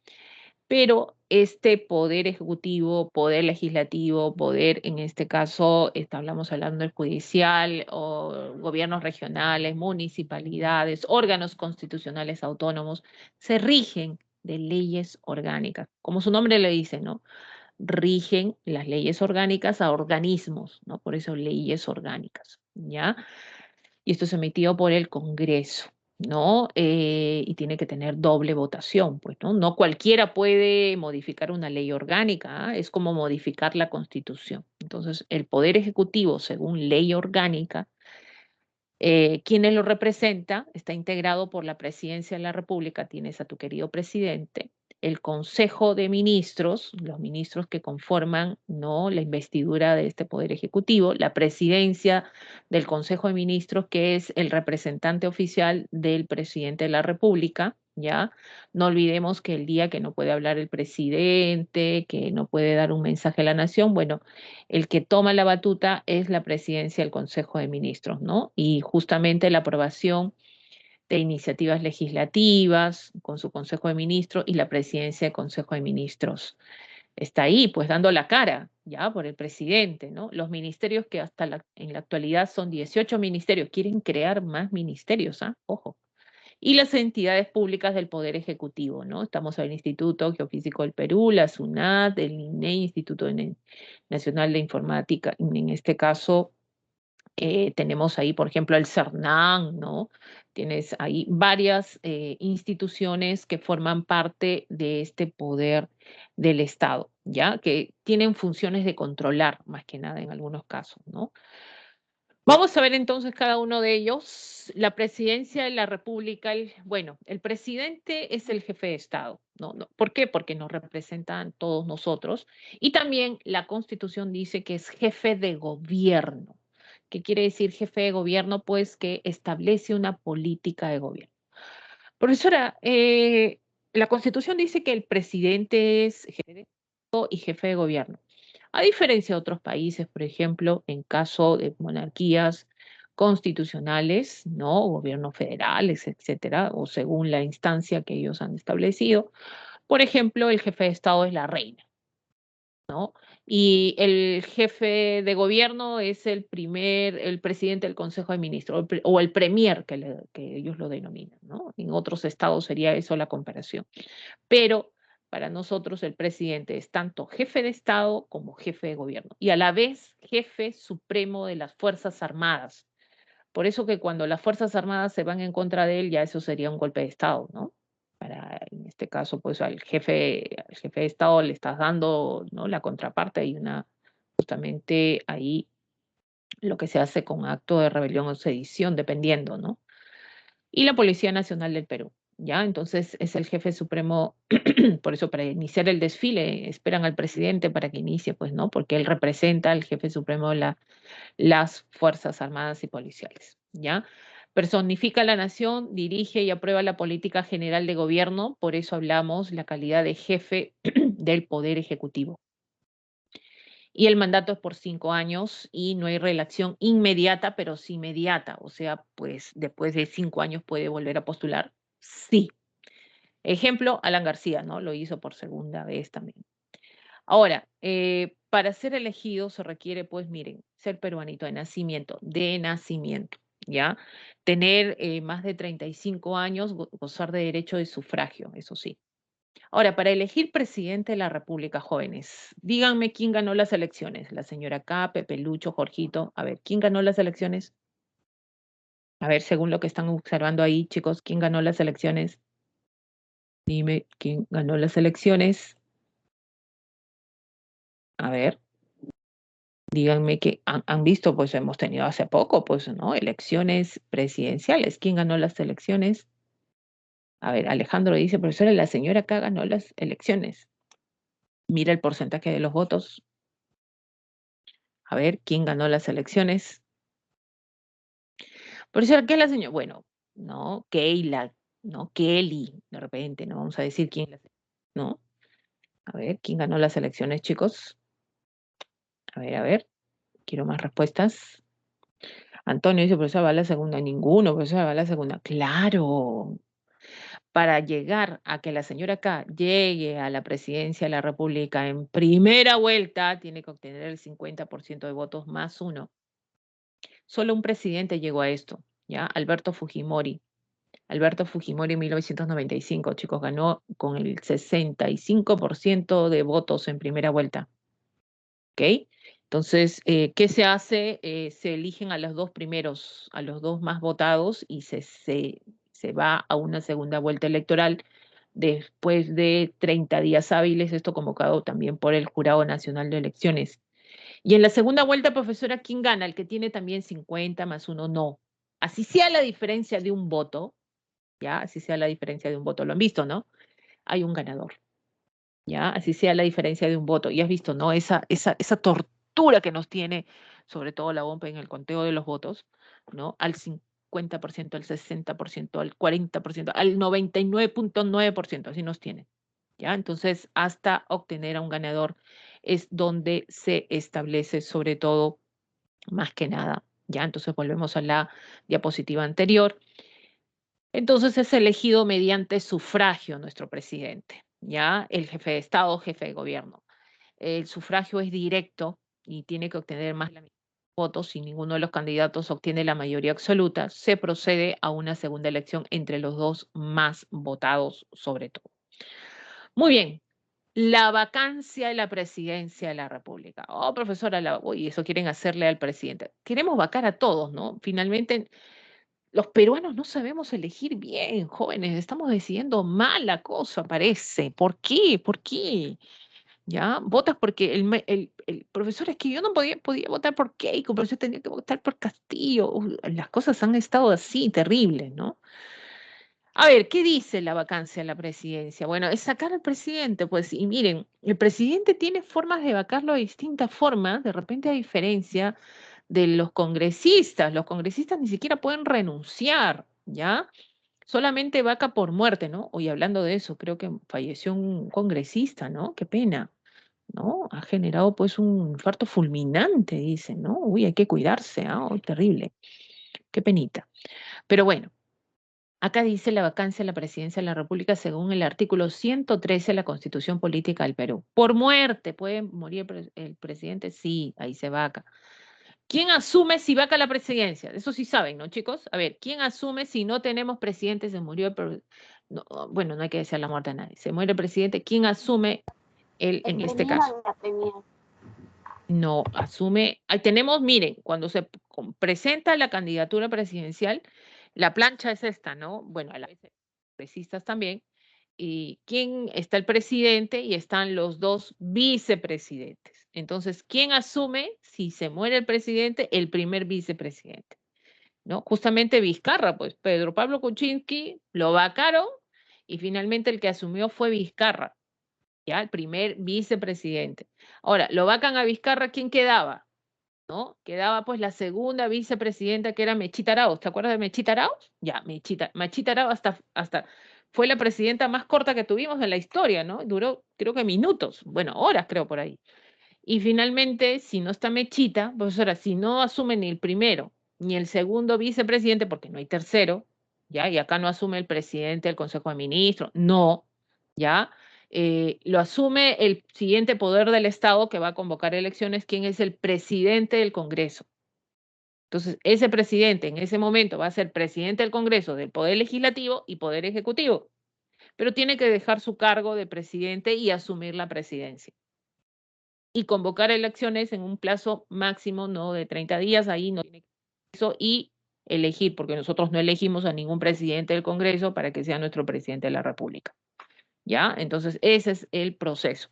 Entonces, puede tener, miren, ellos sí tienen permanente incapacidad moral o física, o sea, si el presidente tiene, bueno, la mayoría lo están vacando por esto, por incapacidad moral, ¿no? También puede haber una física que pues tenga una enfermedad que no le permita tomar decisiones importantes en el Estado, ¿ya? Y saben lo que quiere hacer hoy en día, justamente con eso de la presentar y reducir el Congreso que ha generado la cuestión de confianza, reducirla, pues el Poder Ejecutivo dice ya, entonces que no existe incapacidad moral. Jóvenes, los congresistas tampoco tienen incapacidad moral, o sea, a ellos no se les puede vacar por incapacidad moral, imagínense. ¿Ya? Entonces, por eso ellos piden equidad en sus funciones. Pero bueno, hasta hoy en la Constitución existe esto. Por renuncia que puede renunciar, salir del país sin permiso del Congreso. ¿Ya? O se puede salir y, uy, ahí terrible. O no regresar en el plazo fijado. O sea, ha dicho que va a regresar en 7 días y no regresa, también ya automáticamente la vacancia. O por destitución, lo podemos destituir, sí, pero esto establecido en el artículo 117 de la Constitución, chicos, ¿ya? El presidente puede ser acusado durante su periodo por traición a la patria. Una vez que se comprueba eso, se destituye y por lo tanto la vaca. Impedir las elecciones, o sea, no convoca elecciones y el no convocar elecciones es letal porque va en contra del sistema democrático. ¿Se le puede denunciar? Sí, incluso de orden judicial y ahí procede la destitución y la vaca. ¿Ya? O también impedir reunión o funcionamiento del Jurado Nacional de Elecciones o organismos del sistema electoral. O sea, impide, promueve, en este caso que no se realizan las elecciones, se promueve su denuncia y por lo tanto la destitución y quien hace todo eso, el Congreso, ¿ya? Y finalmente la vacancia. O sea, fíjense, al presidente lo tienen por todos lados. Profesora, si el presidente cometió un delito, profesora, o sea, bueno, si ha cometido un delito, bueno, no puede ser procesado todavía, pues cosa de esa inmunidad, pero de repente agarran esto como una incapacidad moral y lo pueden invocar. Pasa eso, ¿no? Actos de corrupción. Ah, muy bien, como no está acá en la Constitución nada de actos de corrupción, pero todo lo ponen en la incapacidad moral, por eso lo están vacando, pues. todo lo que hace, ¿ya? Por ahí se fumó algo el presidente, imagínense que salga una foto así, le van a decir moral, ya, vacancia, ¿no? No tomó buenas decisiones, ya, vacancia, ¿no? Renuncia, se postulan nuevas mesas directivas del Congreso, así es, se postulan nuevas mesas directivas que el presidente de alguno de los partidos de mesa se vuelva presidente, así es, chicos, cuando no hay presidente del Congreso que renuncia, que no te olvides que los congresistas son los mismos presidentes, ojo con eso, ¿ah? Tienes que leer si te viene una pregunta así. El presidente del Congreso no puede renunciar porque es congresista a la vez, ¿ya? Entonces ellos no pueden renunciar. Ellos pueden simplemente acabar su periodo lectivo. Los del Pleno lo pueden sacar, sí, pero como presidente del Congreso nada más, porque sigue siendo congresista. Ahora, si él ya no está, bueno, van a elegir otra mesa directiva, otra presidencia, y ese, si ya no hay presidente ni vicepresidente, ese es el futuro presidente. Lo que pasó con el último presidente, pues chicos, también, ¿ya? Lo sacaron a Merino ahí que se quedó, y no tuvimos a vicepresidentes, un caos político, de verdad. Y finalmente, pues elegimos al último presidente antes de Pedro Castillo, ¿ya? Ahí a través del Congreso, todo es a través del Congreso. Funciona el presidente de la República, cumplir y hacer cumplir, por eso es ejecutivo y que ejecuta las leyes, representa al Estado dentro y fuera de la República, vela por el orden interno, la seguridad exterior, convoca a elecciones, no te olvides, todo tipo de elecciones. Ya tienes ahí al Congreso, a presidencia, de consejeros regionales, alcaldes, regidores. Tiene que partir de él para que los organismos electorales trabajen también. Convocar al Congreso a legislatura extraordinaria, ¿no? Esta legislatura, cuando a veces el Congreso está en este caso en receso o entra de vacaciones, el presidente necesita la aprobación de una ley así rápida, entonces convoca a la legislatura extraordinaria para aprobar esa ley, modificar esa ley. Lo puede hacer el presidente a través de su primer ministro, así es, ¿ya? La presidencia del Consejo de Ministros también. Dirigir la política exterior de las relaciones nacionales, conceder indultos y conmutar penas. Chicos, miren esto de frente. El Congreso daba amnistía, ¿te acuerdas? El perdón de todo. El indulto supone el perdón de la pena en un caso concreto y que en este caso y de concederse implica la automática liberación del preso. Solo se perdona el cumplimiento de la pena. En un indulto que es exclusivo, en este caso esta función, esta atribución es exclusivo del presidente de la República. Lo puede hacer solo él. ¿Ya? Entonces te perdona la pena, te han condenado a 10 años, te perdona la pena, pero sales con antecedentes penales, a diferencia de una amnistía que salías limpio, ¿no? Acá no, ¿ya? Es necesaria una pena, o sea, para que te den un indulto debe haber sentencia al Poder Judicial, eso sí. Ahora, puede ser un indulto simple o humanitario, lo que quieren pedir para Fujimori, y ya le dieron, ¿no? Y le revocaron un indulto, ¿se puede revocar? Se puede revocar el indulto, ¿ya? Se da para todos los casos, en algunas excepciones mediante ley está el caso de secuestro, violaciones, por ejemplo, ese caso no procede indulto, en otros sí, ¿no? Pero está el humanitario donde esa persona padece una enfermedad terminal, padece una enfermedad grave, degenerativa, incurable, los que padecen trastornos mentales crónicos, irreversibles, degenerativos, ahí este es humanitario. Chicos, en el humanitario, hasta que haya sido el peor asesino del mundo, secuestrador, procede. Ojo, ¿no? Cuando se te va a comprobar que de acá a un mes ya vas a morir, entonces por humanidad se le da, ¿ya? En el simple hay excepciones, ¿ah? Acá sí hay excepciones, ¿no? Caso de corrupción, caso de violación, caso de secuestro, terrorismo, por ejemplo, no procede, ¿ya? Pero en el humanitario sí, ¿ah? Todos entran, ¿ya? Todos entran acá.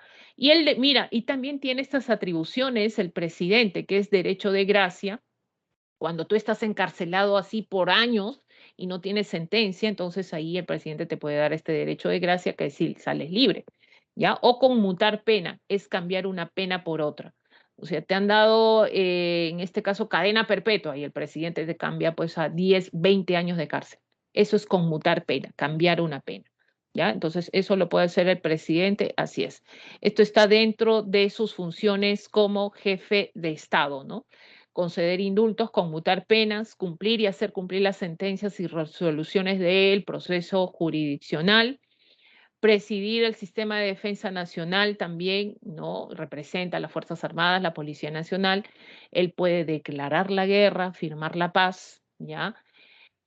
Poder Ejecutivo, o sea, conjunto con sus, ¿no? Consejo de Ministros, aprueba, dirige la política general de gobierno, ejerce el derecho de iniciativa legislativa, o sea, presenta leyes, ¿no? Observa o promulga las leyes, claro, lo que el Congreso viene, ¿te acuerdas que tiene 15 días para observar, ¿no? Las leyes, o si no, las promulga también en el diario oficial el peruano. Administra la hacienda pública, que son los recursos del Estado también, ¿ya? A través de los ministerios, ¿no? Dictar medidas extraordinarias. Chicos, el Poder Ejecutivo emite decretos de urgencia, no te olvides, decretos supremos, decretos de urgencia y decretos legislativos que lo hace por permiso del Congreso, ¿no? ¿Te acuerdas que el Congreso le daba la facultad de legislar? Lo hace mediante decretos legislativos. Entonces, decretos de urgencia, decretos supremos, decretos legislativos son emitidos por el Poder Ejecutivo, ¿ya? Nombra y remueve, en este caso, altos cargos del Estado, ¿no? ¿Qué cargos? Ahí tienes cargos de los ministros, por ejemplo, ¿ya? Está el Consejo de Ministros conformado por los 18 ministerios, presidido por el Consejo de Ministros, presidente del Consejo de Ministros, que es el jefe, ¿ya? ¿Quién designa a los ministros? El presidente. Primero designa a su presidente del Consejo de Ministros y conjuntamente con él está los 18 ministerios, ¿no? Muy bien, tiene a cargo la Dirección de Servicios Públicos. Bueno, ahí tienes pues justicia, tienes educación, salud, economía, etcétera, ¿no? Entonces, ¿qué atribuciones tiene este Consejo de Ministros? Aprobar proyectos de ley que el presidente de la República va a someter al Congreso, aprobar decretos legislativos, mira, ya, y los decretos de urgencia que el presidente de la República va a emitir, aprobar decisiones sobre asuntos de interés público. Miren, ¿para qué nombra ministros? Y tienen que ser cargos de confianza que trabajen con el presidente. Tú no puedes nombrar ministros que te van a dar siempre la contra, ¿no? Entonces tiene que ser, ¿por qué? Porque es importante que tus ministros te apoyen y te den la buena vista de todo lo que tú quieras sacar como decreto legislativo, decretos de urgencia que quieras emitir, tiene que tener la buena pro de tu Consejo de Ministros. ¿Eso cómo se llama? Interpelación. Perdón, en este caso, pues, hablamos de, tiene que tener refrendación, no te olvides acá, lo he puesto acá, ¿ya? Refrendación ministerial. Interpelación es cuestionar, me equivoqué ahí. Entonces, la presidencia del Consejo de Ministros, con sus ministros, ¿qué hace? Refrenda al presidente. ¿Qué quiere decir? Le da el visto bueno para que él pueda emitir y sacar, ¿no? Es como su consejito, su congresito chiquito en el Poder Ejecutivo, ¿no? Sin la aprobación de lo que haga su Consejo de Ministros y la presidencia del Consejo de Ministros, no sale ninguna norma. Ya tiene que ser aprobado por ellos. Entonces, ella es la responsable hoy en día de la presidencia del Consejo de Ministros de coordinar las políticas nacionales ya en diferentes sectores del Poder Ejecutivo. Coordina las relaciones con los demás poderes del Estado, ¿no? Los órganos constitucionales. Chicos, cuando hay la presencia o quiere solicitar la confianza, el Poder Ejecutivo lo hace mediante la presidencia del Consejo de Ministros. ¿Ya? Mediante la presidencia del Consejo de Ministros. Su máxima autoridad es el presidente del Consejo de Ministros y es después del presidente, ella, por ejemplo, que hoy día tenemos a nuestra nuestra presidenta del Consejo de Ministros, el portavoz autorizado del gobierno, no hay otro. Ya no puede venir pues la esposa del presidente a dar un mensaje a la nación, no, lo hace el presidente del Consejo de Ministros. Coordina las funciones con los demás ministros, refrenda los decretos legislativos, los decretos de urgencia, son nulos los presidente de la República que carecen de refrendación ministerial, que quiere decir aprobación de su ministerio, o su Consejo de Ministros con la presidencia del Consejo de Ministros. Y esta es la cuestión de confianza, chicos, que presenta el Poder Ejecutivo al Congreso, que hoy día ha sido modificada, ¿no? Dicen que no se puede presentar cualquier situación de confianza, ahora tiene que ser especializado, justamente que no intervenga con las funciones del Congreso, dice, ¿no? Bueno, vamos a ver cómo queda esto en el Tribunal Constitucional. Los ministerios son 18, cada uno tiene, sobre todo en este caso, varios sectores homogéneos, tienen una finalidad supervisan las políticas nacionales, asumiendo sobre todo la rectoría respecto a ellos. Ya tenemos el Ministerio de Economía, Ministerio de Justicia y Derechos Humanos, etcétera, educación, trabajo, ¿no? Y las entidades del Poder Ejecutivo jóvenes que son de personalidad jurídica de derecho público, tienen competencias de alcance nacional, están adscritos al Ministerio de la Presidencia, al Consejo de Ministros. PCM significa Presidencia del Consejo de Ministros. Hay los órganos públicos ejecutores y están los especializados, ¿ya? Ejecutores, biblioteca y superintendencia, en este caso, Instituto Geofísico del Perú, Proinversión también. Especializados tenemos los reguladores, aquellos que regulan, ¿no? Los sistemas varios que tenemos, agua, luz, ¿no? Telecomunicaciones, por ejemplo, que está Oxitel, ¿ya? Energía, por ejemplo, Ocinec, en este caso, MINC. Órganos técnicos especializados que tienen funciones específicas, por ejemplo, tributarias, ¿no? Regularización del agua, la SUNAT, el ANA, el INEI, el sistema informático, los datos que se manejan tanto económicos, poblacionales también, ¿ya? El SUNAR, Indecopi, ¿no? Que tiene que ver también con la competencia de la propiedad intelectual que se tenga. ¿Ya, chicos? Muy bien, terminamos. Los ejercicios están fáciles de educación cívica, ya no vamos a tener mayor problema cuando ustedes resuelvan esta pregunta. Ahí tienen las claves, chicos, finales de esta semana, ya nos estamos viendo la próxima semana con el desarrollo del otro poder del Estado en el caso de cívica, que es el poder judicial. Y seguimos ya, ahora sí entramos al caso Perú, economía, creo que es geografía económica en el caso de geografía. ¿Ya? Alguien si puede tomar una fotito y dice claves, respuestas de educación cívica en buena hora. Muy buenas, chicos, buenos días, me pasé 5 minutos, disculpen por esta vez. Nos estamos viendo la próxima semana. Sigan estudiando, jóvenes, ya, sigan estudiando. Las preguntas tienen, no se olviden, el multichat también. Nos vemos, buenos días con todos. Dejamos de compartir y nos estamos viendo. Cuídense bastante.